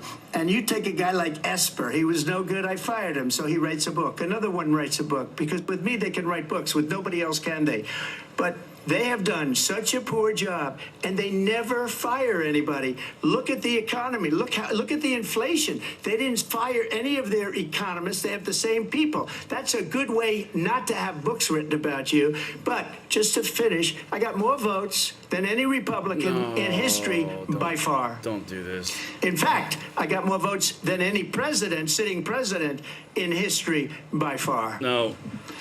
Let me continue on immigration. It was what you wanted to talk about earlier, so let's get back to your deportation proposal that the vice president has reacted to as well. President Trump, you call this the largest domestic deportation operation in the history of our country. You say you would use the National Guard. You say if things get out of control, you'd have no problem using the U.S. military. Police, yes. You also said you would use local police. How would you deport 11 million undocumented immigrants? I know you believe that number is much higher. Take us through this. What does this look like? Will authorities be going door to door in this country? Yeah, it is much higher because of them. They allowed criminals, many millions of criminals. They allowed terrorists. They allowed common street criminals. They allowed people to come in, drug dealers, to come into our country, and they're now in the United States and told by their countries like Venezuela, don't ever come back or we're going to kill you. Do you know that crime in Venezuela and crime in countries all over the world is way down? You know why? Because they've taken their criminals off the street and they've given them to her to put into our country. And this will be one of the greatest mistakes in history for them to allow. And I think they probably did it because they think they're going to get votes, but it's not worth it. Because they're destroying the fabric of our country by what they've done. There's never been anything done like this at all. They've destroyed the fabric of our country. Millions of people let in. And all over the world, crime is down. All over the world except here. Crime here is up and through the roof. Despite their fraudulent statements that they made, crime in this country is through the roof. And we have a new form of crime. It's called migrant crime. And it's happening at levels that nobody thought possible. President Trump, as you know, know the FBI says overall violent crime is actually coming down in this country. But Vice Excuse me, President the Harris, FBI they were defrauding statements. They didn't include the worst cities. They didn't include the cities with the worst crime. Facts. It was a fraud, just like their number of 818,000 jobs that they said they created turned out to be a fraud. President Trump, thank you. I'll let you respond, Vice President Harris. Well, I think this is so rich, coming from someone who has been prosecuted for national security crimes, economic crimes, election interference, has been found liable for sexual assault, and his next big court appearance is in November at his own criminal sentencing. And let's be clear where each person stands on the issue of what is important about respect for the rule of law and respect for law enforcement. The former vice president called for defunding federal law enforcement, 45,000 agents, get this, on the day after he was arraigned on 34 felony counts. So let's talk about what is important in this race. It is important that we move forward, that we turn the page on this same old tired rhetoric and address the needs of the American people, address what we need to do about the housing shortage, which I have a plan for, address what we must do to support our small businesses, Ask her about it. address bringing down the price of groceries. But frankly, the American people are exhausted with this same old tired playbook. Vice President Harris, thank you. Excuse me. Every one of those cases was started by them against their political opponent. And I'm winning most of them, and I will win the rest on appeal. And you saw that with the decision that came down just recently from the Supreme Court. I'm winning most of them. But those are cases, it's called weaponization. Never happened in this country. That was a They good move. weaponized the Justice Department. Every one of those cases was involved with the DOJ, from Atlanta and Fani Willis to the Attorney General of New York and the DA in New York. Every one of those cases. And then they say, oh, he's a criminal. They're the ones that made them go after me. By the way, Joe Biden was found essentially guilty on the documents case. And what happened in my documents case? They said, oh, that's the toughest of them all. A complete and total victory. 2 months ago, it was thrown out. It's weaponization, and they used it, and it's never happened in this country. They used it to try and win an election. They're fake cases. President Trump, thank you. A really quick response here, Vice President Harris, on this notion of weaponization of the Justice Department. Well, let's talk about extreme and understand the context in which this election in 2024 is taking place. The United States Supreme Court recently ruled that the former president would essentially be immune from any misconduct if he were to enter the White House again. Understand, this is someone who has openly said he would terminate, I'm quoting, terminate the Constitution of the United States. Oh, man. That he would Come weaponize the Department of Justice against his political enemies. Someone who has openly expressed disdain for members of our military. Understand what it would mean if Donald Trump were back in the White House with no guardrails, because certainly we know now the court won't stop him. We know J.D. Vance is not going to stop him. It's up to the American people Vice President to stop Harris, him. thank you. Lindsay? Vice President Harris, in your last run for president. Weaponized, please. This is the one that weaponized, not me. She weaponized. I probably took a bullet to the head because of the things that they say about me. They talk about democracy. I'm a threat to democracy. They're the threat to democracy with a fake Russia investigation We do have a lot that to get. went nowhere. We have a lot to get to. Lindsay? Vice President Harris, in your last run for president, you said you wanted to ban fracking. Now you don't. You wanted mandatory government buyback programs for assault weapons. Ooh. Now your campaign says you don't. I'm intrigued. You supported decriminalizing border crossings. Now you're taking a harder line. I know you say that your values have not changed. So then why have so many of your policy positions That's actually a changed? hard question. So my values have not changed, and I'm going to discuss every one of at least every point that you've made. But in particular, let's talk about fracking because we're here in Pennsylvania. I made that very clear in 2020. I will not ban fracking. I have not banned fracking as Vice President of the United States. And in fact, I was the tie-breaking vote on the Inflation Reduction Act, which opened new leases for fracking. My position is that we have got to invest in diverse sources of energy so we reduce our reliance on foreign oil. We have had the largest increase in domestic oil production in history because of an approach that recognizes that we cannot over-rely on foreign oil. As it relates to my values, let me tell you, I grew up a middle-class kid raised by a hardworking mother. There it is again. Who worked and saved and was able to buy our first home when I was a teenager. The values I bring to the importance of home ownership, knowing not everybody got handed $400 million on a silver platter and then filed bankruptcy 6 times, is a value that I bring to my work to say we are going to work with the private sector and home builders to increase 3 million homes, increased by 3 million homes by the end of my first term. My work that is related to having a friend when I was in high school who was sexually assaulted by her stepfather. And my focus then on protecting women and children from violent crime is based on a value that is deeply grounded in the importance of standing up for those who are most vulnerable. My work that is about protecting Social Security and Medicare is based on long-standing work that I have done, protecting seniors from scams. My values have not changed. And what is important is that there is a president who actually brings values and a perspective that is about lifting people up and not beating people down. And name-calling. The true measure of the leader is the leader who actually understands the strength is not in beating people down, it's in lifting people up. I intend to be that president. President Trump, your response? First of all, I wasn't given $400 million. I wish I was. cares? My father was a Brooklyn builder, Brooklyn, Queens, and a great father, and I learned a lot from him. But I was given a fraction of that, a tiny fraction, and I built it into many, many billions of dollars, many, many billions. And when people see it, they are even surprised. So we don't have to talk about that. Fracking, she's been against it for 12 years.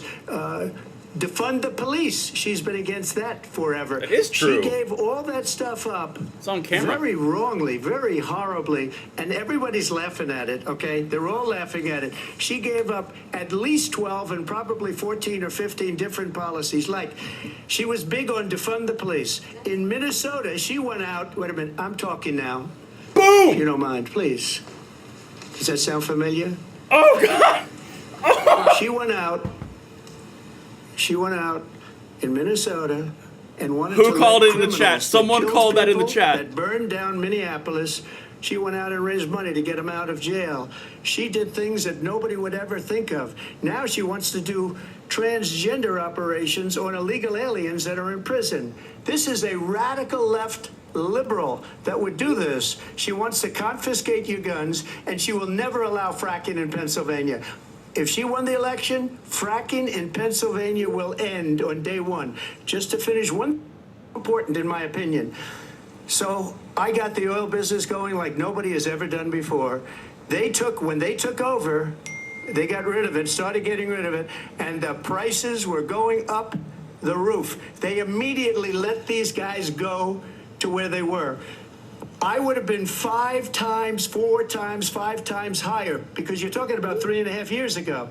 They got it up to where I was because they had no choice, because the prices of energy were quadrupling and doubling. You saw what happened to gasoline. So they said, let's go back to Trump. But if she won the election, the day after that election, they'll go back to destroying our country, and oil will be dead, fossil fuel will be dead. We'll go back to windmills, and we'll go back to solar, where they need a whole desert to get some energy to come out of it. You ever see a solar plant? By the way, I'm a big fan of solar, but they take 400, 500 acres of desert soil. Trump, we have a These lot are of not good issues things that we for the have to get environment, to. as We're she out of time. understands. Thank you. Lindsay, thank you. We have an election in just 56 days. And I want to talk about the peaceful transfer of power, which, of course, we all know is a cornerstone of our democracy, and the role of a president in a moment of crisis. Mr. President, on January 6th, you told your supporters to march to the Capitol. You said you would be right there with them. The world saw what played out at the Capitol that day, the officers coming under attack. Aides in the West Wing say you watched it unfold on television off the Oval Office. You did send out tweets, but it was more than 2 hours before you sent out that video message telling your supporters to go home. Is there anything you regret about what you did on that day? You just said a thing that isn't covered. Peacefully and patriotically, I said during my speech, not later on. Peacefully and patriotically. And nobody on the other side was killed. Ashley Babbitt was shot by an out-of-control police officer. that should have never, ever shot her. It's a disgrace.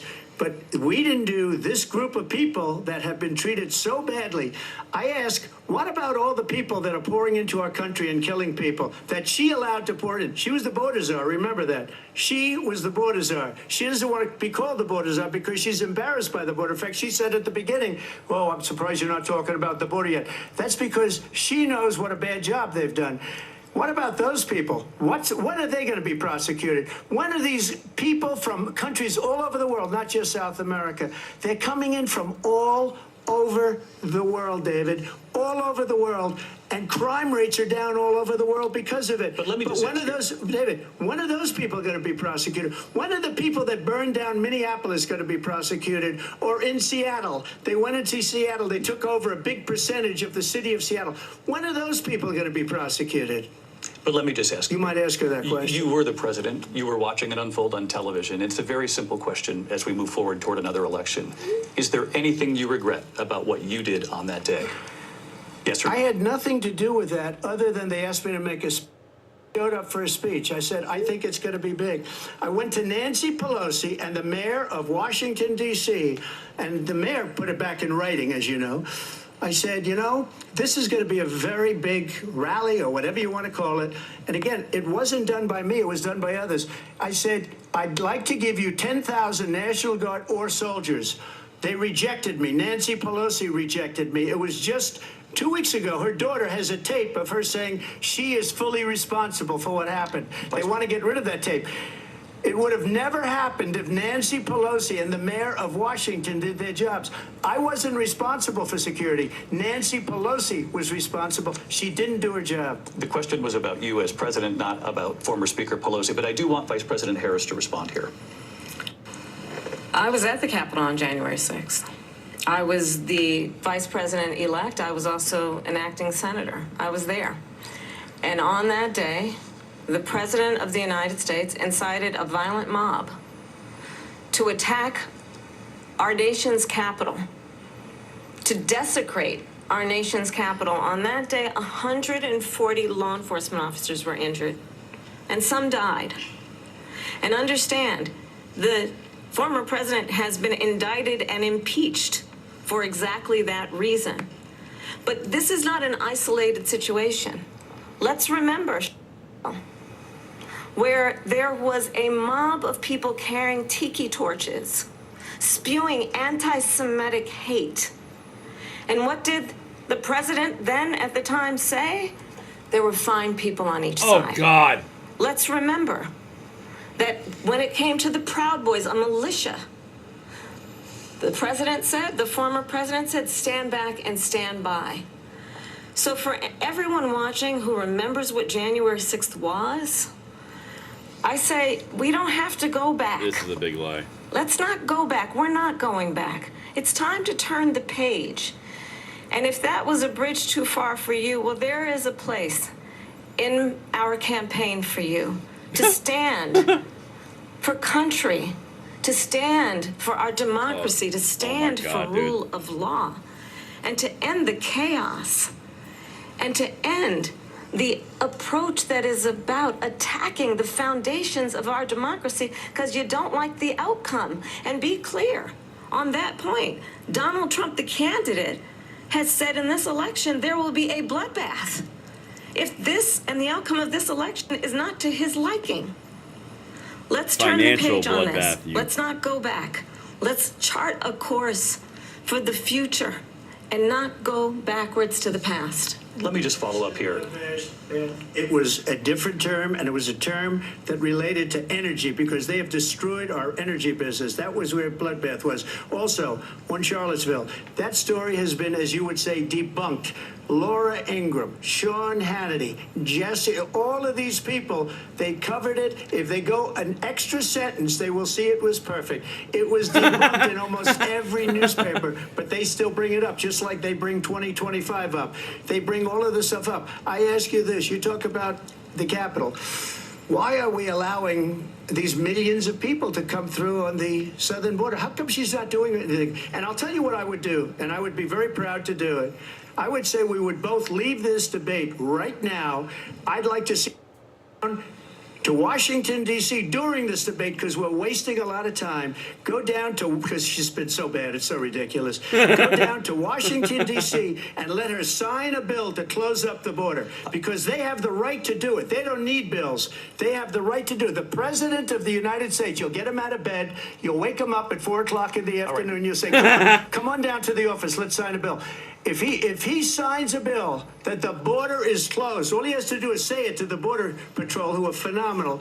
If they do that, the border is closed. Mr. Those President, people are killing many people, unlike J6. We talked immigration here tonight. I do want to focus on this next issue to both of you, because it really brings us face is not this good into on the focus, reactions. truth in these times that we're living in. Mr. President, for 3.5 years after you lost the 2020 election, you repeatedly falsely claimed that you won, many times saying you won in a landslide. In the past couple of weeks leading up to this These debate, guys are absolutely you have in said, the tank. quote, you lost by a whisker, that you, quote, didn't quite make it, that you came up a little bit short. I said that? Are you now acknowledging that you lost in 2020? No, I don't acknowledge that at all. But I you said did that say that. sarcastically. You But know those- that. We said, oh, we lost by a whisker. That was said sarcastically. Look, there's so much proof. All you have to do is look at it. And they should have sent it back to the legislatures for approval. She's gonna I slap got it almost down right 75 million votes, the most votes any sitting president has ever gotten. I was told if I got 63, which was what I got in 2016, you can't be beaten. The election, people should never be thinking about it. An election is fraudulent. We need two things. We need walls. And we have to have it. We have to have borders. And we have to have good elections. Our elections are bad. And a lot of these illegal immigrants coming in, they're trying to get them to vote. They can't even speak English. They don't even know what country they're in practically. And these people are trying to get them to vote. And that's why they're allowing them to come into our country. Did you see Harris's chick all of just these there? pieces of video. I didn't That detect was the interesting. sarcasm, lost by a whisker. We didn't quite make it. And we should just point out here as clarification, and you know this, you and your allies, 60 cases in front of many judges, many of them No Republican. judge looked at it. And said They there was said no we didn't have widespread fraud. standing. That's the other thing. They said we didn't have standing. Can you imagine a system where a person in an election doesn't have standing? The president of the United States doesn't have standing. That's how we lost. If you look at the facts, and I'd love to have you'll do a special on it. I'll show you Georgia, and I'll show you Wisconsin, and I'll show you Pennsylvania, and I'll show you. We have so many facts and statistics, but you know what? That doesn't matter, because we have to solve the problem that we have right now. That's old news. And the problem that we have right now is we have a nation in decline, and they have put it into decline. We have a nation that is dying, David. Mr. President, thank you. Vice President Harris, you heard the president there tonight. He said he didn't say that he lost by a whisker. So he still believes he did not lose the election that was won by President Biden and yourself. But I do want to ask you about something that's come up in the last couple of days. This was a post from President Trump about this upcoming election just weeks away. He said, when I win, those people who cheated, and then he lists donors, voters, election officials, he says will be prosecuted to the fullest extent of the law, which will include long-term prison sentences. One of your campaign's top lawyers responded saying, we won't let Donald Trump intimidate us. We won't let him suppress the vote. Is that what you believe he's trying to do here? Oh, my God. Donald Trump was fired by 81 million people. So let's be clear about that. And clearly he is having a very difficult time processing that. But we cannot afford to have a president of the United States who attempts, as he did in the past, to upend the will of the voters in a free and fair election. And I'm going to tell you that I have traveled the world as Vice President of the United States, and world leaders are laughing at Donald Trump. I have talked with military leaders, some of whom worked with you, and they say you're a disgrace. And when you then talk in this way in a presidential debate and deny what over and over again are court cases you have lost because you did in fact lose that election, it leads one to believe that perhaps we do not have in the candidate to my right the temperament or the ability to not be confused about fact. That's deeply troubling, and the American people deserve better. I'll give you 1 minute to respond, Mr. President. Let me just say about world leaders. Viktor Orban, one of the most respected men, they call him a strong man. He's a tough person, smart. Prime Minister of Hungary. They said, why is the whole world blowing up? 3 years ago it wasn't. Why is it blowing up? He said, because you need Trump back as president. They were afraid of him. China was afraid, and I don't like to use the word afraid, but I'm just quoting him. China was afraid of him. North Korea was afraid of him. Look at what's going on with North Korea, by the way. He said Russia was afraid of him. I ended the Nord Stream 2 pipeline, and Biden put it back on day one, but he ended the XL pipeline. The XL pipeline in our country, he ended that. But he let the Russians build a pipeline going all over Europe and heading into Germany, the biggest pipeline in the world. Look, Viktor Orban said it. He said the most respected, most feared person is Donald Trump. We had no problems when Trump was president. But when this weak, pathetic man that you debate just a few months ago, that if he weren't in that debate, he'd be running instead of her. She got no votes. He got 14 million votes. What you did, you talk about a threat to democracy. He got 14 million votes, and they threw him out of office. And you know what? I'll give you a little secret. He hates her. He can't stand her. But he got 14 million votes. They threw him out. She got 0 votes. And when she ran, she was the first one to leave because she failed. And now she's running. I don't understand it, but I'm okay with it because your time is I think we're going to do very well. We've got a lot more to get to. Turning now to the Israel-Hamas war and the hostages who are still being held, Americans among them. Vice President Harris, in December, you said, quote, Israel has a right to defend itself, but you added, quote, it matters how, saying international humanitarian law must be respected. Israel must do more to protect innocent civilians. You said that 9 months ago. Now an estimated 40,000 Palestinians are dead. Nearly 100 hostages remain. Just last week, Prime Minister Benjamin Netanyahu said there's not a deal in the making. President Biden has not been able to break through the stalemate. How would you do it? Well, let's understand how we got here. On October 7, Hamas, a terrorist organization, slaughtered 1,200 Israelis. Many of them young people who were simply attending a concert. Women were horribly raped. And so absolutely, I said then, I say now, Israel has a right to defend itself. We would. She has to be careful on this part. And how it does so matters. Because it is also true, far too many innocent Palestinians have been killed. Children, mothers. What we know is that this war must end. It must end immediately, and the way it will end is we need a ceasefire deal and we need the hostages out. And so we will continue to work around the clock on that. Work around the clock, also understanding that we must chart a course for a two-state solution. And in that solution, there must be security for the Israeli people and Israel, and in equal measure for the Palestinians. But the one thing I will assure you always, I will always give Israel the ability to defend itself, in particular as it relates to Iran and any threat that Iran and its proxies pose to Israel. But we must have a two-state solution where we can rebuild Gaza, where the Palestinians have security, self-determination, and the dignity they so rightly deserve. President Trump, how would you negotiate with Netanyahu and also Hamas in order to get the hostages out and prevent the killing of more innocent civilians in Gaza? If I were president, it would have never started. If I were president, Russia would have never, ever, I know Putin very well, he would have never, there was no threat of it either, by the way, for 4 years, have gone into Ukraine and killed millions of people when you add it up, far worse than people understand what's going on over there. But when she mentions about Israel, all of a sudden, she hates Israel. She wouldn't even meet with Netanyahu when he went to Congress to make a very important speech. That's she true. refused to be there because she was at a sorority party of hers. She wanted to go to the sorority party. She hates Israel. If she's president, I believe that Israel will not exist within 2 years from now. And I've been pretty good at predictions, and I hope I'm wrong about that one. She hates Israel. At the same time, in her own way, she hates the Arab population because the whole place is going to get blown up. Arabs, Jewish people, Israel will be gone. It would have never happened. Iran was broke under Donald Trump. Now Iran has $300 billion because they took off all the sanctions that I had. Iran had no money for Hamas or Hezbollah or any of the 28 different spheres of terror. And they are spheres of terror, horrible terror. They had no money. It was a big story, and you know it. You covered it very well, actually. They had no money. They were broke.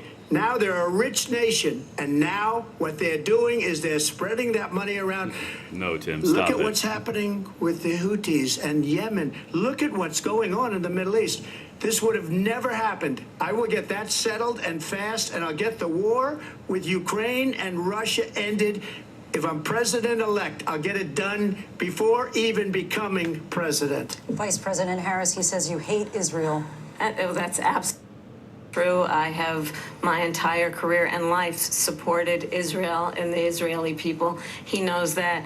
He's trying to, again, divide and distract from the reality, which is it is very well known that Donald Trump is weak and wrong on national security and foreign policy. It is well known that he admires dictators, wants to be a dictator on day one, according to himself. Putin It just is endorsed well you. known that he said of Putin that he can do whatever the hell he wants and go into Ukraine. It is well known that he said when Russia went into Ukraine, it was brilliant. It is well known he exchanged love letters with Kim Jong-un. And it is absolutely well known that these dictators and autocrats are rooting for you to be president again because they're so clear. All They he has can to say is Putin manipulate endorsed you you. with flattery and favors. And that is why so many military leaders who you have worked with have told me you are a disgrace. That is why we understand that we have to have a president who is not consistently weak and wrong on Vice national President security, Harris. including the importance of upholding and respecting in highest regard our military. Vice President Harris, thank you. They're the ones, and she's the one that caused it, that's weak on national security by allowing every nation last month for the year, 168 different countries sending people into our country. Their crime rates are way down. Putin endorsed her last week. There it is. Said, I hope she wins. And I think he meant it. Because what he's gotten away with is absolutely incredible. It wouldn't have happened with me. The leaders of other countries think that they're weak and incompetent, and they are. They're grossly incompetent. And I just ask one question. Why does Biden go in and kill the Keystone Pipeline and approve the single biggest deal that Russia's ever made, Nord Stream 2, the biggest pipeline anywhere in the world going to Germany and all over Europe?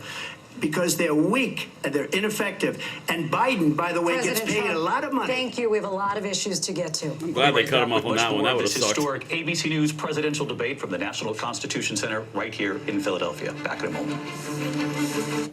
All right, so now, beautiful people, I'm going to leave it here so you can see. Okay, one thing that is really, really important for you to understand while we're going into these, I watch these every time they come down.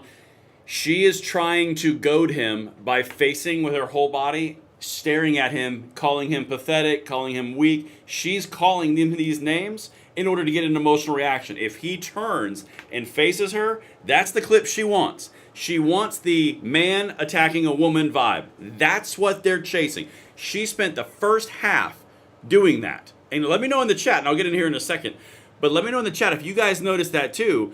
Her body language is openly aggressive. She is absolutely attacking him to make him respond so she gets the clip response she wants, but it is not working. To Trump's credit, he is doing a very good job of ignoring that bait. Now, having said that, he is not doing a good job ignoring the threats to his ego verbally. He may not be responding to her physically, but he is responding to her verbally.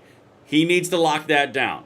Because if it shows a weakness where she can just goad him emotionally by calling him names, it's not going to go well because she's going to steer him exactly where she wants him to go in this debate. Now, he hit some very good points in there.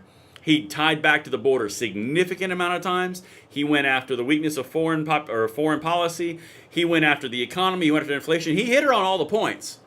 But there was also a lot of distraction in there, to be fully candid. And I'm looking forward to hearing what you guys think in the comments over here in a second.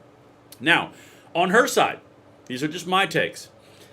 She is resorting to calling names, and every time there's a direct policy question, it's answered with emotional story, or it's answered with something at a very high level of a broad, we are going to do this amazing thing. How? Doesn't matter. We're going to. Did I tell you the story about the dog that I knew and loved? I mean, like, legitimately, that's what's happening. So she's trying to get the emotional reaction. She's light on content and policy, heavy on emotion, and that's what she's trying to do. She's trying to appeal to the virtue value and the morals value of the population of the United States. That's what's happening. Now, where that falls in the population, I don't know. But let me see. What do you guys think over here in the chat? Let's get over here. I'm just going to scroll up a little bit. And by the way, make sure you guys hit this poll that I put in this chat. I'm going to leave it up for the debate. I'm genuinely curious. It's completely anonymous, so it's not like I know who voted. But I just want to get your gut feelings. All right, so here we go. Are They Lying says she's getting so much wrong, but her voice is caving and her desperation is telling her she's losing badly. It's not showing enough yet, but she's beginning to drown. Needs to read the, basically just let it happen a little bit more. Basically BS. America needs to wake up. I can't say that one, Hot Rod. Less personal attacks on KH. Yes. Yes, he is, and he does have ego. Oh, yeah. I mean, I don't think that's a mystery. I don't think that's going out on a limb there. Craig G, he keeps on going off on a tangent. I would agree. He needs to be much more focused on his answers. He's being extremely disciplined on his facial reactions and his ignoring of her prodding, effectively. I think that's a strong suit. He needs to lock it down a little bit on the answers. But to be fair, all the weak points were in that first segment that they're going to hit Trump on. A lot of the other ones are not going to be directly targeted. They hit J6, they hit Charlottesville, which is so stupid, and then they hit the prior election. So, I mean, like, those are the points that they're going to hit him on. Just like she's going to get some border inflation and economy stuff. Greg says he's gotten hit a couple of times, but he reined it in. I think he did rein it in. I don't think that is wrong. Look at that, right there immediately. Trump pushes baseless claim that immigrants are eating pets, even though it's all over the internet and there's videos of it. No big deal, whatever. What did that one say?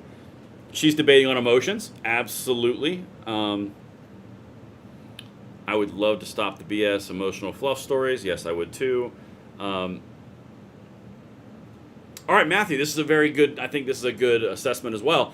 By Harris attacking his ego and getting the response from him to defend his ego, she is winning. Those tangents are killing him. I don't think that's a wrong assessment. I don't know about killing him, but I don't think it's helping him at all. Genuinely. Dartmaster, I think in this chat the poll may be biased. 100% the poll is biased. I mean, I'm not saying like this is a scientific poll. I'm just curious how you guys feel about it. That's all. I mean, I'm with you on that. Oh, we're back. Oh, goody. Let's get it. Round 2. No? In this conflict, okay, Mr. President, it has been the position of the Biden administration that we must defend Ukraine from Russia, from Vladimir Putin, to defend their sovereignty, their democracy, that it's in America's best interest to do so, arguing that if Putin wins, he may be emboldened to move even further into other countries. You have said you would solve this war in 24 hours. You said so just before the break tonight. How exactly would you do that? And I want to ask you a very simple question tonight. Do you want Ukraine to win this war? I want the war to stop. I want to save lives that are being uselessly, people being killed by the millions. It's the millions. It's so much worse than the numbers that you're getting with numbers. Look, we're in for 250 billion or more because they don't ask Europe, which is a much bigger beneficiary to getting this thing done than we are. They're in for $150 billion less because Biden and you don't have the courage to ask Europe like I did with NATO. They paid billions and billions, hundreds of billions of dollars when I said, look at her, Donald. Either you pay up or we're not going to protect you anymore. So that's maybe one like me as much as they like weak people. But you take a look at what's happening. We're in for 250 to 275 billion. They're into 100 to 150. They should be forced to equalize. With that being said, I want to get the war settled. I know Zelensky very well, and I know Putin very well. I have a good relationship, and they respect your president, okay? They respect me. They don't respect Biden. How would you respect him? Why? For what reason? He hasn't even made a phone call in 2 years to Putin, hasn't spoken to anybody. Try and get it. That is a war that's dying to be settled. I will get it settled before I even become president. If I win, when I'm president-elect, and what I'll do is I'll speak to one, I'll speak to the other, I'll get them together. That war would have never happened. And in fact, when I saw Putin after I left, unfortunately left because our country has gone to hell, but after I left, when I saw him building up soldiers, he did it after I left, I said, oh, he must be negotiating. It must be a good, strong point of negotiation. Well, it wasn't, because Biden had to talk to him. He had no idea how to stop it. And now you have millions of people dead, and it's only getting worse, and it could lead to World War III. Don't kid yourself, David. We're playing with World War III, and we have a president that we don't even know if he's... Where is our president? We don't even know if he's a president. And just to clarify they here... threw him out of a campaign like a dog. We don't even know. Is he our president? But we have a president, Mr. President, that doesn't know he's alive. Your time is up. Just to clarify in the question, do you believe it's in the U.S. best interest for Ukraine to win this war, yes or no? I think it's the U.S. best interest to get this war finished and just get it done. All right. Negotiate a deal, because we have to stop all of these human lives from being destroyed. I want to take this to Vice President Harris. I want to get your thoughts on support for Ukraine in this moment, but also as Commander-in-Chief, if elected, how would you deal with Vladimir Putin, and would it be any different from what we're seeing from President Biden? Well, first of all, it's important to remind the former president you're not running against Joe Biden, you're running against me. I believe the reason that Donald Trump says that this war would be over within 24 hours is because he would just give it up. And that's not who we are as Americans. Let's understand what here. I actually met with Zelensky a few days before Russia invaded, tried through force to change territorial boundaries, to defy one of the most important international rules and norms, which is the importance of sovereignty and territorial integrity. And I met with President Zelensky. I shared with him American intelligence about how he could defend himself. Days later, I went to NATO's eastern flank, to Poland and Romania. And through the work that I and others did, we brought 50 countries together to support Ukraine in its righteous defense. And because of our support, because of the air defense, the ammunition, the artillery, the javelins, the Abrams tanks that we have provided, Ukraine stands as an independent and free country. If Donald Trump were president, Putin would be sitting in Kyiv right now. What? And understand what that would mean, because Putin's agenda just about Ukraine. Understand why the European allies and our NATO allies are so thankful that you are no longer president, and that we She's doing it again. understand the importance of the greatest military alliance the world has ever known, which is NATO, and what we have done to preserve the ability of Zelensky and the Ukrainians to fight for their independence. Otherwise, Putin would be sitting in Kyiv with his eyes on the rest of Europe, starting with Poland. And why don't you tell the 800,000 Polish Americans right here in Pennsylvania how quickly you would give up for the sake of favor and what you think is a friendship with what is known to be a dictator who would eat you for lunch. Vice President Harris, thank you. We've Right heard there. from both of you on Ukraine She's tonight. trying to go Afghanistan to. came That's up exactly in the what last she's hour. doing. I wanted her to respond to something you said. Please, I'll give you a minute here. Putin would be sitting in Moscow, and he wouldn't have lost 300,000 men and women, but he would have been sitting in Moscow. Quiet, please. He would have been sitting in Moscow, much happier than he is right now. But eventually, you know, he's got a thing that other people don't have. He's got nuclear weapons. They don't ever talk about that. He's got nuclear weapons. Nobody ever thinks about that. And eventually, maybe he'll use them, and maybe he hasn't been that threatening. But he does have that, something we don't even like to talk about. Nobody likes to talk about it. But just so you understand, they sent her to negotiate peace before this war started. 3 days later, he went in and he started the war because everything they said was weak and stupid. They said the wrong things. That war should have never started. She was the emissary. They sent her in to negotiate with Zelensky and Putin, and she did. And the war started 3 days later. And that's the kind of talent we have with her. She's worse than Biden. In my opinion, I think he's the worst president in the history of our country. She goes down as the worst vice president in the history of our country. But let me tell you something. She is a horrible negotiator. They sent her in to negotiate as soon as did the invasion. President Trump, thank you. You did bring up something. You said she went to negotiate with Vladimir Putin. Vice President Harris, have you ever met Vladimir Putin? Can you clarify tonight? Yet again, I said at the beginning of this debate, you're going to hear a bunch of lies coming from this fellow. And that is another one. When I went to meet with President Zelensky, I've now met with him over 5 times.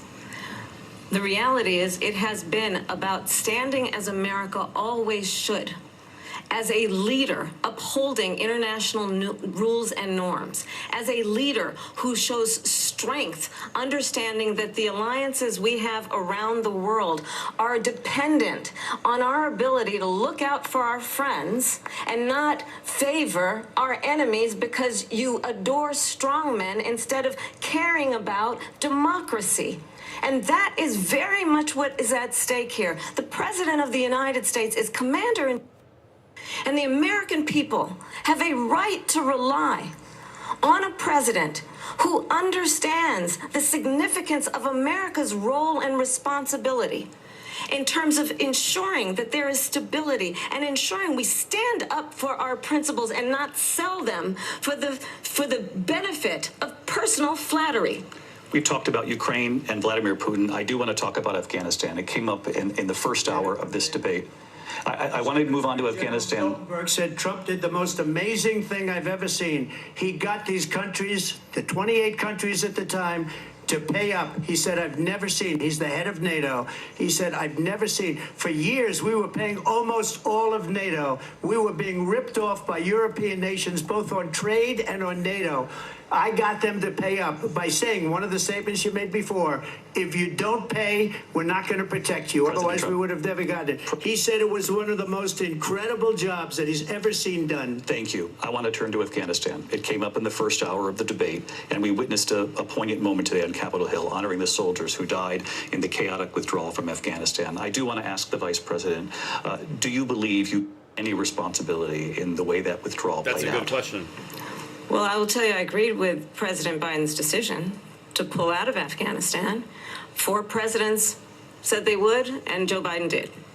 And as a result, America's taxpayers are not paying the $300 million a day we were paying for that endless war.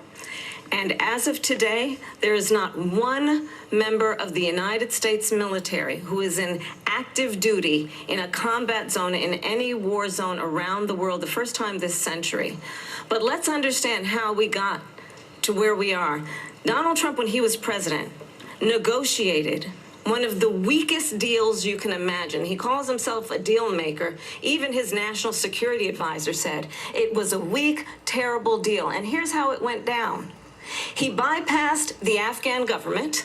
He negotiated with a terrorist organization called the Taliban. The negotiation involved the Taliban getting 5,000 Taliban terrorists released. And get this.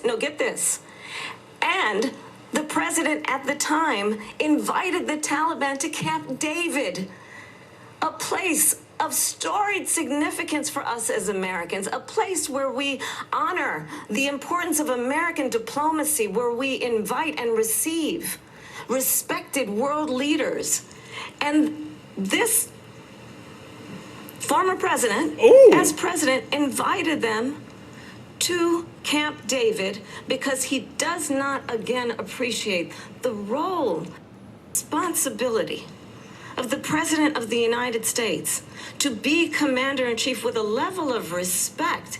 And this gets back to the point of how he has consistently disparaged and demeaned members of our military, fallen soldiers. He needs to hit that. And the work that we must do to uphold the strength and the respect of the United States of America around the world. Vice President Harris, thank you. President Trump, your response. Where was the follow-up on that? Began the negotiations. Yeah, thank you. ABC. So, if you take a look at that period of time, the Taliban was killing our soldiers, a lot of them, with snipers.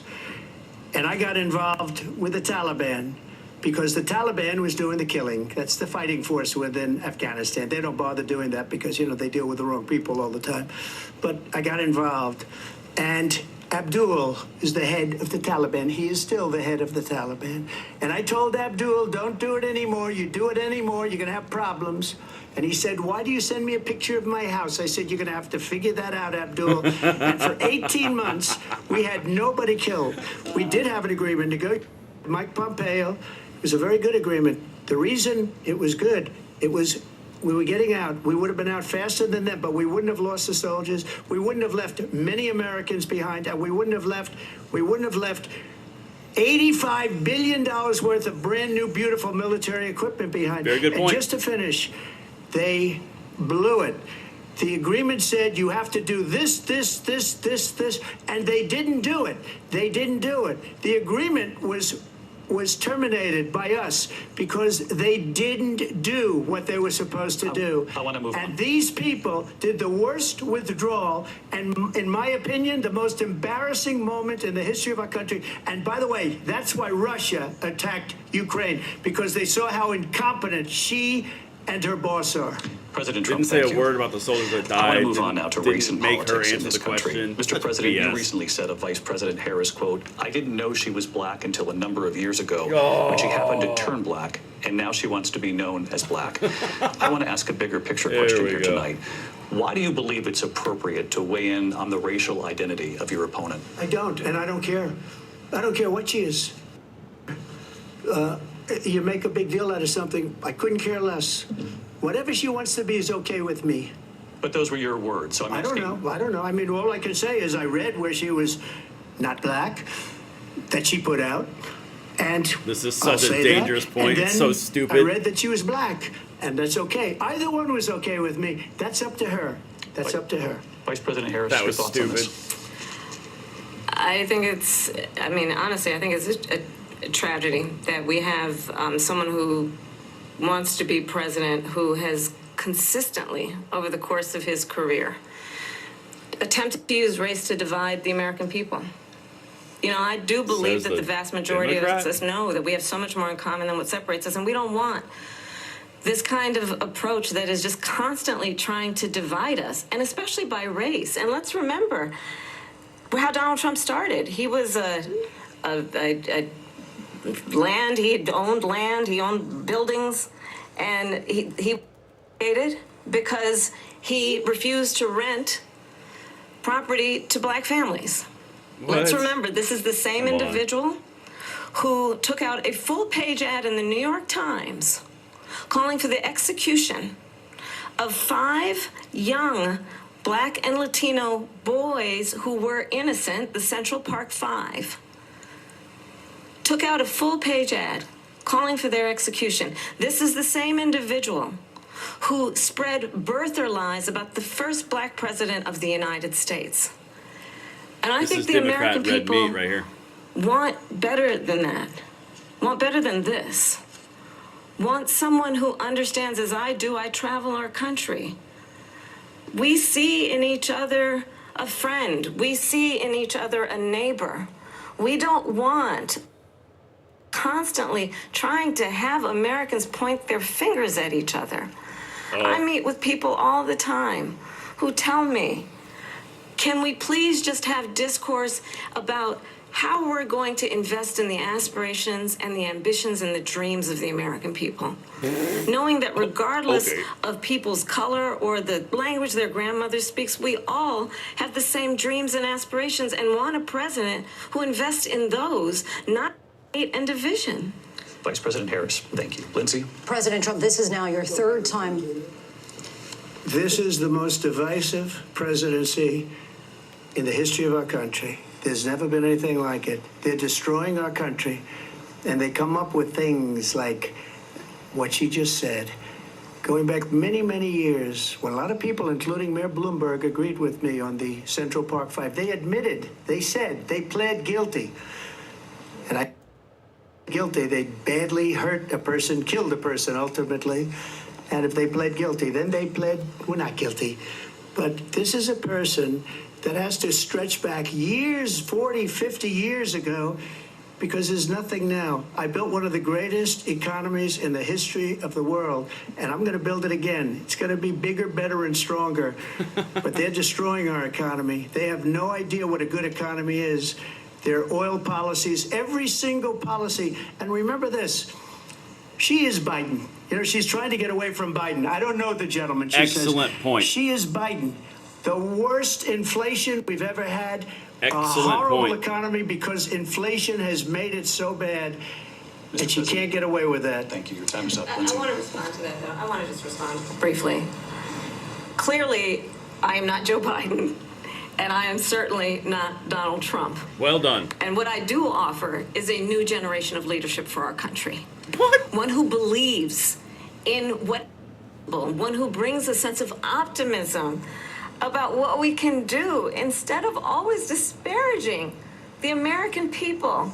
I believe in what we can do to strengthen our small businesses, which is why I have a plan. Let's talk about our plans and let's compare the plans. I have a plan to give startup businesses $50,000 tax deduction, to pursue their ambition, their ideas, their hard work. I have a plan, $6,000 for young families for the first year of your child's life to help you in that most critical stage of your child's development. I have a plan that is about allowing people to be able to pursue what has been fleeting in terms of the American dream by offering a help with down payment of $25,000 down payment assistance for first-time home buyers. That's the kind of conversation, I believe, David, that people really want tonight, as opposed to a conversation that is constantly about belittling and name-calling. Let's turn the page. She could and move say it right now. She could say you've President done Trump, nothing we but to have to attack move me. on. President Trump. Let's turn to policy, She has please. a plan to defund the police. She has a plan to confiscate everybody's gun. There you go. She has You a have to plan move on to to not other allow issues. fracking in Pennsylvania or anywhere else. Okay, that's what her plan is until just recently. I just need to respond President because Trump, President I'm something sorry. twice that I need to No, respond to. I'm sorry. We're gonna move on, Vice Talk- President Harris. talk over- President Trump, this is now your Yes. third time running for president. You have long vowed to repeal and replace the Affordable Care Act, also known as Obamacare. You have failed to accomplish that. You now say you're going to keep Obamacare, quote, unless we can do something much better. Last month, you said, quote, we're working on it. So tonight, 9 years after you first started running, do you have a plan, and can you tell us what it is? Obamacare was lousy health care, always was. It's not very good today. And what I said, that if we come up with something, and we are working on things, we're going to do it and we're going to replace it. But remember this, I inherited Obamacare because Democrats wouldn't change it. They wouldn't vote for it. They were unanimous. They wouldn't vote to change it. If they would have done that, we would have had a much better plan than Obamacare. But the Democrats came up, they wouldn't vote for it. I had a choice to make when I was president. Do I save it and make it as good as it can be, never going to be great, or do I let it rot? And I felt I had an obligation, even though politically it would have been good to just let it rot and let it go away. I decided, and I told my people, the top people, and they're very good people in that administration. We read about the bad ones. We had some real bad ones too, and so do they. They have really bad ones. The difference is they don't get rid of them. But let me just explain. I had a choice to make. Do I save it and make it as good as it can be, or do I let it rot? And I saved it. I did the right thing. But it's still never going to be great, and it's too expensive for people. And what we will do is we're looking at different plans. If we can come up with a plan that's going to cost our people, our population, less money and be better health care than Obamacare, then I would absolutely do it. But until then, I'd run it as good as it can be run. So just a yes or no, you still was do a not good have answer. a plan. I have concepts of a plan. I'm not president right now. But if we come up with something, I would only change it if we come up with something that's better and less expensive. And there are concepts and options we have to do that. And you'll be hearing about it in the not too distant future. Vice President Harris, in 2017, you supported Bernie Sanders' proposal to do away with private insurance and create a government-run healthcare system. 2 years later, you plan that included a private insurance option. What is your plan today? Well, first of all, I absolutely support, and over the last 4 years as vice president, private healthcare options. But what we need to do is maintain and grow the Affordable Care Act. But I'll get to that, Lindsay. I just need to respond to a previous point that the former president has made. I've made very clear my position on fracking. And then this business about taking everyone's guns away. Tim Walz and I are both gun owners. We're not taking anybody's guns away. So stop with the continuous lying about this stuff. As it relates to the Affordable Care Act, understand, just look at the history to know where people stand. When Donald Trump was president, 60 times he tried to get rid of the Affordable Care Act. 60 times. I was a senator at the time when I will never forget the early morning hours when it was up for a vote in the United States Senate. And the late, great John McCain, who you have disparaged, more targeting, more poking and prodding. You don't like him, you said, at the time because he got caught. He was an American hero. The late, great John McCain, I will never forget that night, walked onto the Senate floor and said, no, you don't. No, you don't. Correct. No, you don't get rid of the Affordable Care Act. You have no plan. And what the Affordable Care Act has done is eliminate the ability of insurance companies to deny people with pre-existing conditions. I don't have to tell the people watching tonight, you remember what that was like? Remember when an insurance company could deny? Emotions. If a child had asthma, if someone was a breast cancer survivor, if a grandparent had diabetes? And thankfully, as I've been vice president and we over the last 4 years have strengthened the Affordable Care Act, we have allowed for the first time Medicare to negotiate drug prices on behalf of you, the American people. Donald Trump said he was going to allow Medicare to negotiate drug prices. He never did. We did. And now we have capped the cost of insulin at $35 a month. Since I've been vice president, we have capped the cost of for seniors at $2,000 a year. And when I am president, we will do that for all people, understanding that the value I bring to this is that access to health care should be a right and not just a privilege of those who can afford it. And the plan has to be to strengthen the Affordable Care Act, not get rid of it. Fastest prologue in terms of where Donald Trump stands on that. I want to move to an issue that's important for a lot of... She made a mistake. John McCain fought Obamacare for 10 years, but it wasn't only him. It were all of the Democrats that kept it going. And you know what? We can do much better than Obamacare, much less money. But she won't improve private insurance for people, private medical insurance. That's another thing she doesn't want to get. People are paying privately for insurance that have worked hard and made money, and they want to have private. She wants everybody to be on government, where you wait 6 months for an operation that you need immediately. President Trump, thank you. We have another issue that we'd like to get to that's important for a number of Americans, in particular younger voters, and that's climate change. President Trump, with regard to the environment, everybody's using the bathroom you say that we right have now. to have clean air and clean no water. one cares. Vice President Harris, you call climate change an existential threat. Existential the question threat. to you both tonight is, what would you do to fight climate change? And Vice President Harris, we'll start with you. 1 minute for you each. Well, the former president had said that climate change is a hoax. And what we know is that it is very real. You ask anyone who lives in a state who has experienced these extreme weather occurrences, who now is either being denied home insurance or it's being jacked up. You ask anybody who has been the victim of what that means in terms of losing their home, having nowhere to go. We know that we can actually deal with this issue. The young people of America care deeply about this issue. And I am proud that as vice president over the last 4 years, we have invested $1 trillion in a clean energy, while we have also increased domestic gas production to historic levels. We have created over 800,000 new manufacturing jobs while I have been vice president. We have invested in clean energy to the point that we are opening up factories around the world. Donald Trump said he was going to create manufacturing jobs. He lost manufacturing jobs.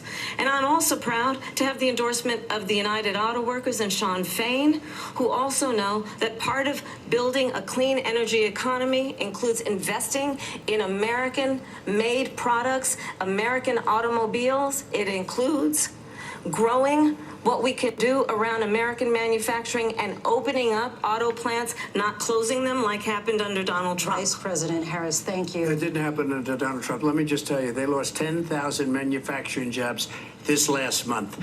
It's going, they're all leaving. They're building big auto plants in Mexico, in many cases owned by China. They're building these massive plants, and they think they're going to sell their cars into the United States because of these people. What they have given to China is unbelievable. But we're not going to let that. We'll put tariffs on those cars so they can't country, because they will kill the United Auto Workers and any auto worker, whether it's in Detroit or South Carolina or any other place. What they've done to business and manufacturing in this country is horrible. We have nothing because they refuse. You know, Biden doesn't go after people because supposedly China paid him millions of dollars. He's afraid to do it. Between him and his son, they get all this money from Ukraine. They get all this money from all of these different countries. And then you wonder, why is he so loyal to this one, that one, Ukraine, China? Why is he? Why did he get $3.5 million from the mayor of Moscow's? Why did she pay him $3.5 million? This is a crooked administration, and they're selling our country down the tubes. President Trump, thank you. Thank you. We'll be right back with closing statements from both of our candidates. An historic night, this ABC News presidential debate from Philadelphia. Historic. Everything's historic. All right. So someone asked me a very good question I'm going to come back to. Why is it so important that he continues not looking at her because it looks beta to them? Was the exact one. I've been holding on to this like 10 minutes. That is an excellent question. All right, this is one of the most important pieces. Here's the way. It's a trap. That's why she continues to go back to it. If she threatens his ego and she calls him names and calls him weak and calls him pathetic and calls him a mockery and keeps on facing him and he turns and engages like this, that still image and that clip is going to be taken out of context and provided to make him a bully. She continues to do it because he's not giving her what she wants. She only needs one. And he hasn't done it in 2 hour-long segments, I believe. Yeah, 2 hour and a half. That's the whole point. He has not done it yet. Now, he's consistently going back to getting a little rambly around a few things. You need to stop talking about Biden and Hunter because that's not even in the current election. That is something that does not need to be here, in my personal opinion. You guys can let me know what you think about that one. But legitimately, we're at a point now in this debate where it's almost over. Most people in the population have kind of figured out where this is going, but she's being very aggressive. And this is the last thing I wanted to say on this topic, then I'll look at the chats. She's coming across as overly aggressive. She's the one calling him names. She's the one using aggressive body language and pointing and using her hands and calling very aggressive insults at him. He's not doing that to her. That's important. She's trying to seem like she's strong standing up to the bad man. What he's doing is not responding, so it makes her look like she's the aggressor. That's actually beneficial. The points back and forth or whatever, but the nonverbals where people are going to pick up on. All right, let's get it. Let's see here. They didn't bash his golf game. Very true. By the way, it's not over yet. We still got more debate, closing statements, all that, and then post-show analysis, which is going to be insane. So I'll keep going as long as I can, stay alive. Amen on the commie comment. She's not going to hold up. I mean, in my opinion, so there's three things here. First of all, the Jones, 100%, Mr. Langley, great job. Thank you very much. I appreciate that. That's awesome. I'm glad you guys are enjoying. He's not falling for her BS. That's mostly true. In a fully objective statement, most of it. He's not falling for most of the setups. He is falling for a little bit of the ego prodding. Like he's getting a little rambly and a lot of things that he probably shouldn't go into because it's kind of pointless and it kind of points to what they're trying to get. Oh, look, a tampon commercial. the other part here, she's not going to hold up. I think that most of the response to this debate is pretty much baked in at this point. He has done nothing that's going to destroy him with his base, and really nothing to be insane. He spit a lot of facts and he spit a lot of points that I think are going to be helpful for if you're on the pro-Trump side, and then for clips, and then damning on the other side. I think it's going to be the exact same thing for her. She's going to come across as a very aggressive, emotional responding candidate. I think that is going to be the main takeaway, because she's not coming across likable, in my opinion. You guys can let me know in the chat over here, and that poll is still up. Let me know if you guys think Trump is winning or Harris is winning. But a lot of these things are so crucial, because it's not just what they're saying, it's also how they're perceived. And she has to attack him so to arise a response and make it emotional. That is correct. That's exactly what she's doing. We talked about that a lot, and I think that's a really important point to this. CNN did a way better job, and that hurt to say. That's fair. I think that's a fair thing. Her smugness is sickening. Okay, this is a really important thing. You guys, there's 3 more things here. You guys are on this. I'm going to try to get to them real quick. Her smugness is sickening. Again, that's the nonverbal perception piece. That is a massive piece. Okay, she is coming across smug. The camera angles when Trump is talking, and when she's talking over him, and his little "quiet please, I'm speaking" lines, those were really good. But she's coming across as the aggressor. That goes to the smugness point. That's a very good pickup. She comes across as a harpy. Okay, that is funny. And he just needs to keep his cool. Exactly right. He just needs to keep his cool. If he keeps his cool and doesn't give the left the clip they want, they're going to struggle a lot in the post-debate. They're not going to get that momentum pump that they're looking for, because they need to shift momentum back. Again, I'm going to go one more section, and then we're going to wrap this up. And then we get to do the post-show, so don't go anywhere, because we're going to bounce around all over the place. It'll be great. And Lindsay Davis. Welcome back tonight. The time has come for closing statements. And Vice President Harris, we begin with you. So I think you've heard tonight 2 very different visions for our country. One that is focused on the future, and the other that is focused on the past, and an attempt to take us backward. But we're not going back. And I do believe that the American people know we all have so much more in common than what separates us, and we can chart a new way forward. And a vision of that includes having a plan, understanding the aspirations, the dreams, the hopes, the ambition of the American people, which is why I intend to create an opportunity economy, investing in small businesses, in new families, on protecting seniors, what we can do that is about giving hardworking folks a break and bringing down the cost of living.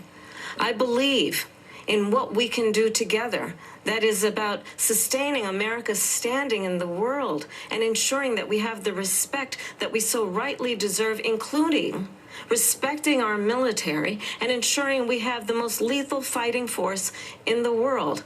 I will be a president that will protect our fundamental rights and freedoms, including the right of a woman to make decisions about her own body, have her government tell her what to do. I'll tell you, I started my career as a prosecutor. I was a DA, I was an attorney general, a United States senator, and now vice president. I've only had one client, the people. And I'll tell you, as a prosecutor, I never asked a victim or a witness, are you a Republican or a Democrat? The only thing I ever asked them, are you okay? And that's the president we need right now. Someone who cares about you and is not putting themselves first. I intend to be a president for all Americans and focus on what we can do over the next 10 and 20 years to build back up our country by investing right now in you, the American people. Vice President Harris, thank you. President Trump. No policy, emotion, virtue signal. So she just started by saying she's going to do this, she's going to do that, she's going to do all these wonderful things. Why hasn't she done it? She's been there for 3.5 years. They've had 3.5 years to fix the border. They've had 3.5 years to create jobs and all the things we talked about. Why hasn't she done it? She should leave right now, go down to that beautiful White House, go to the Capitol, get everyone together and do the things you want to do, but you haven't done it and you won't do it because you believe in things that the American people don't believe in. You believe in things like We're not going to frack. We're not going to take fossil fuel. We're not going to do things that are going to make this country strong, whether you like it or not.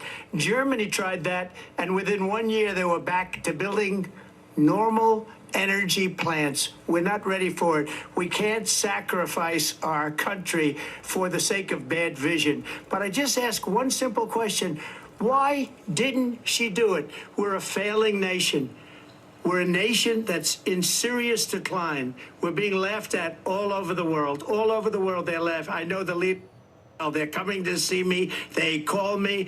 We're laughed at all over the world. They don't understand what happened to us as a nation. We're not a leader. We don't have any idea what's going on. We have wars going on in the Middle East. We have wars going on with Russia and Ukraine. We're going to end up in a third world war, and it'll be a war like no other because of nuclear weapons, the power of weaponry. I rebuilt our entire military. She gave a lot of it away to the Taliban. She gave it to Afghanistan. What these people have done to our country, and maybe toughest of all, is allowing millions of people to come into our country. Many of them are criminals, and they're destroying our country. The worst president, the worst vice president in the history of our country. President Trump, thank you. And that is our ABC News presidential debate from here in Philadelphia at the National Constitution Center. I'm Lindsay Davis. And I'm David Muir. Thank you for Bye, watching Lindsay here and in the U.S. David. and It's all over been the world fun. and from all of us here at ABC All right. News. Good night. We got some things to talk about, people. Full on. Yep, zooming out. And welcome back to And there NBC it News is. coverage of the debate. Pick your adjective. Fiery to begin, but it goes from there. Both the candidates, you could argue, executing on their strategy going in. For Kamala Harris, that was to get under the former president's skin, which she did quite often. For the former president, his option was, of course, to go after the economy, after Afghanistan, the administration's position on the withdrawal in Afghanistan, and immigration, of course. This is exactly what they wanted. The question is how they got there along the way, I think. Well, people are going to be talking about this debate for a long time. And is this the final debate? Is Oh, this it's the the only one final we're going to one. see? Will there be another? Well, it depends on how each candidate feels they did tonight. Let's bring back our moderator, Meet the Press, Kristen Welker, our senior Washington correspondent, Hallie Jackson. Boy, do we have a lot to chew over here. I mean, let's talk about, first of all, it does seem that Kamala Harris was trying to hit every trigger point she could think of to try to get Donald Trump to respond to her and to kind of fall into bait him into that trap. Do you think it was effective? Well, let's just name a few. Abortion, January 6th. His former officials who are now critical of him. John McCain, which is a big trigger point. One His of rally Trump's- size. Crowd His attendance, rallies. yeah. Biggest ones that gets under his skin. One of his allies said she clearly tried to get under his skin. He's being defensive way too much. He's losing his answers. For example, instead of border czar, we had eating pets. Of course, that theory that Springfield officials in Ohio are saying there's no proof that undocumented immigrants are eating pets, something that we've heard from Trump and his campaign. And I think that allies are expressing concern about the fact that he didn't do what they were hoping he would do, which is to stay on message, to talk about his strengths. There were some unanswered questions as well. It's worth noting out on both sides. Harris never answered whether you're better off than you were 4 years ago. She also didn't say what she would have done differently on immigration. Trump, by the way, Or on Afghanistan. didn't answer the critical question. Would he veto a national abortion ban if it came to his desk? I asked J.D. Vance if Trump would do that. He said yes, he would. Okay, hold on a second. Well, he didn't check with me. All right, so we're gonna come back in 1 second. This is really, they're hitting on the same things that you and I were discussing right there. Okay, so again, she was intentionally trying to get him to react emotionally. She did throw him off with ego hits, and she did get him to just kind of ramble on some answers. 100% agree with that assessment. However, both sides had some not answers. Both sides had some strong points. Both sides tried to do what they were trying to do.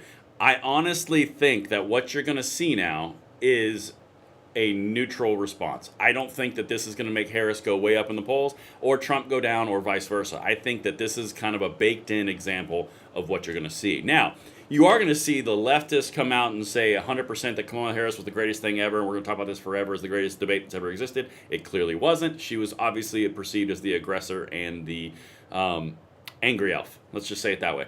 Trump he was Trump. Now, the one thing that I will say that I noticed the most the most prominent in this was Trump had the ability to actually stay there and not look at her the entire time.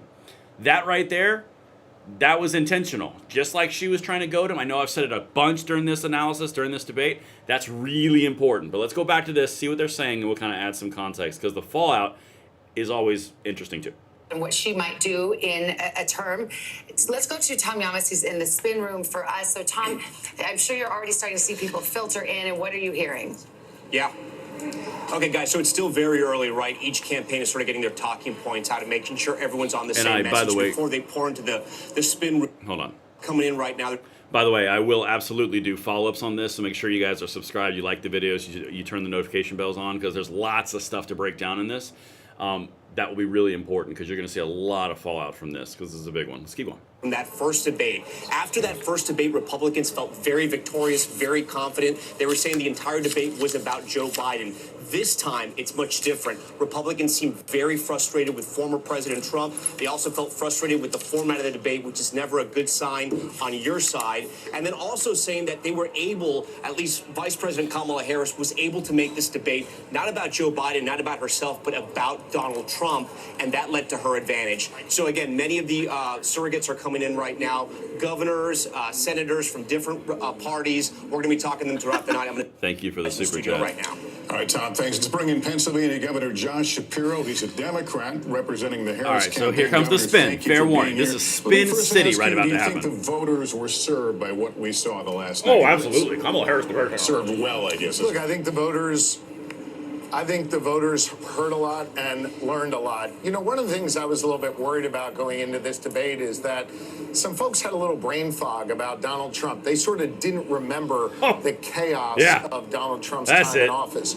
Well, I'll tell you what, I think Kamala Harris cleared that brain fog out, reminded people of the disaster that he was as president. Now keep in mind, and I think it was also the spin clear is meant as to she do was more laying than out the a actual vision debate. to take this country. Donald Trump didn't have a clear vision on where he wanted to go. Instead, it was more grievance and attacks on other people. And Donald Trump, I think, will make our country less safe, more chaotic, and less free. And Donald Trump prosecuted the heck out of the case tonight. Kamala Harris. I was saying, you did that backwards. Against Donald Trump. Got you. Okay, got you.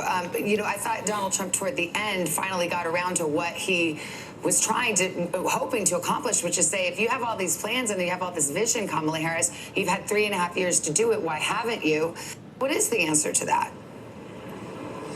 She has served as vice president. She knows the job to be president. Now she has laid out her vision for where she wants to take this country. I thought she was very specific on her plans to cut taxes, particularly for small business owners, her way of trying to bring down costs for middle-class families.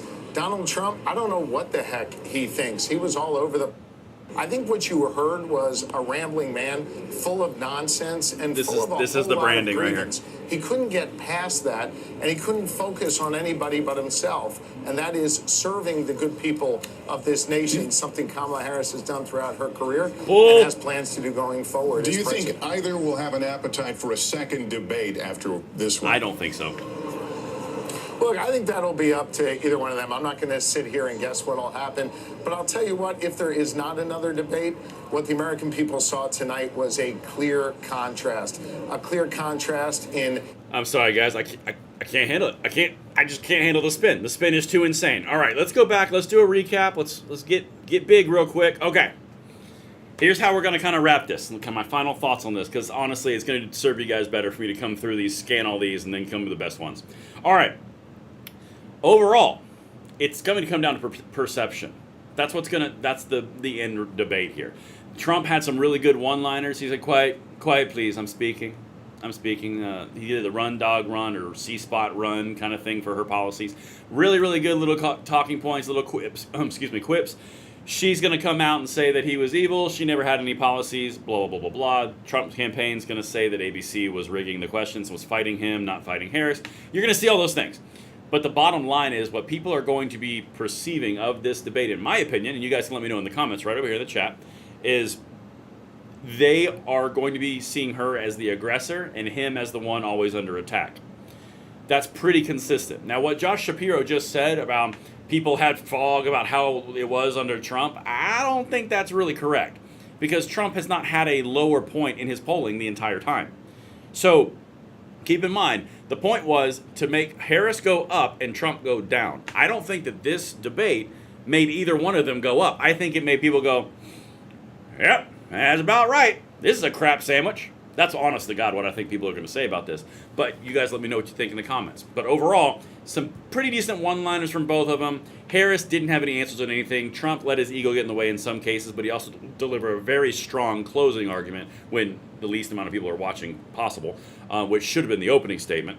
But other than that, honestly, this is going to be a bunch of clips that get taken out of context, and then there's going to be a bunch of campaign rallies, and it's a sprint to the finish. That's what it's going to be. I don't think this broke Harris. I don't think this raised Harris up. I don't think it broke Trump or raised Trump up. I think that it was kind of a bleh. But what do you guys think? Let me know in the comments field right down there, and I will see you guys on the next one. We start breaking all this stuff down. We have got so much stuff, and I will see you on the next one. I'm Braden.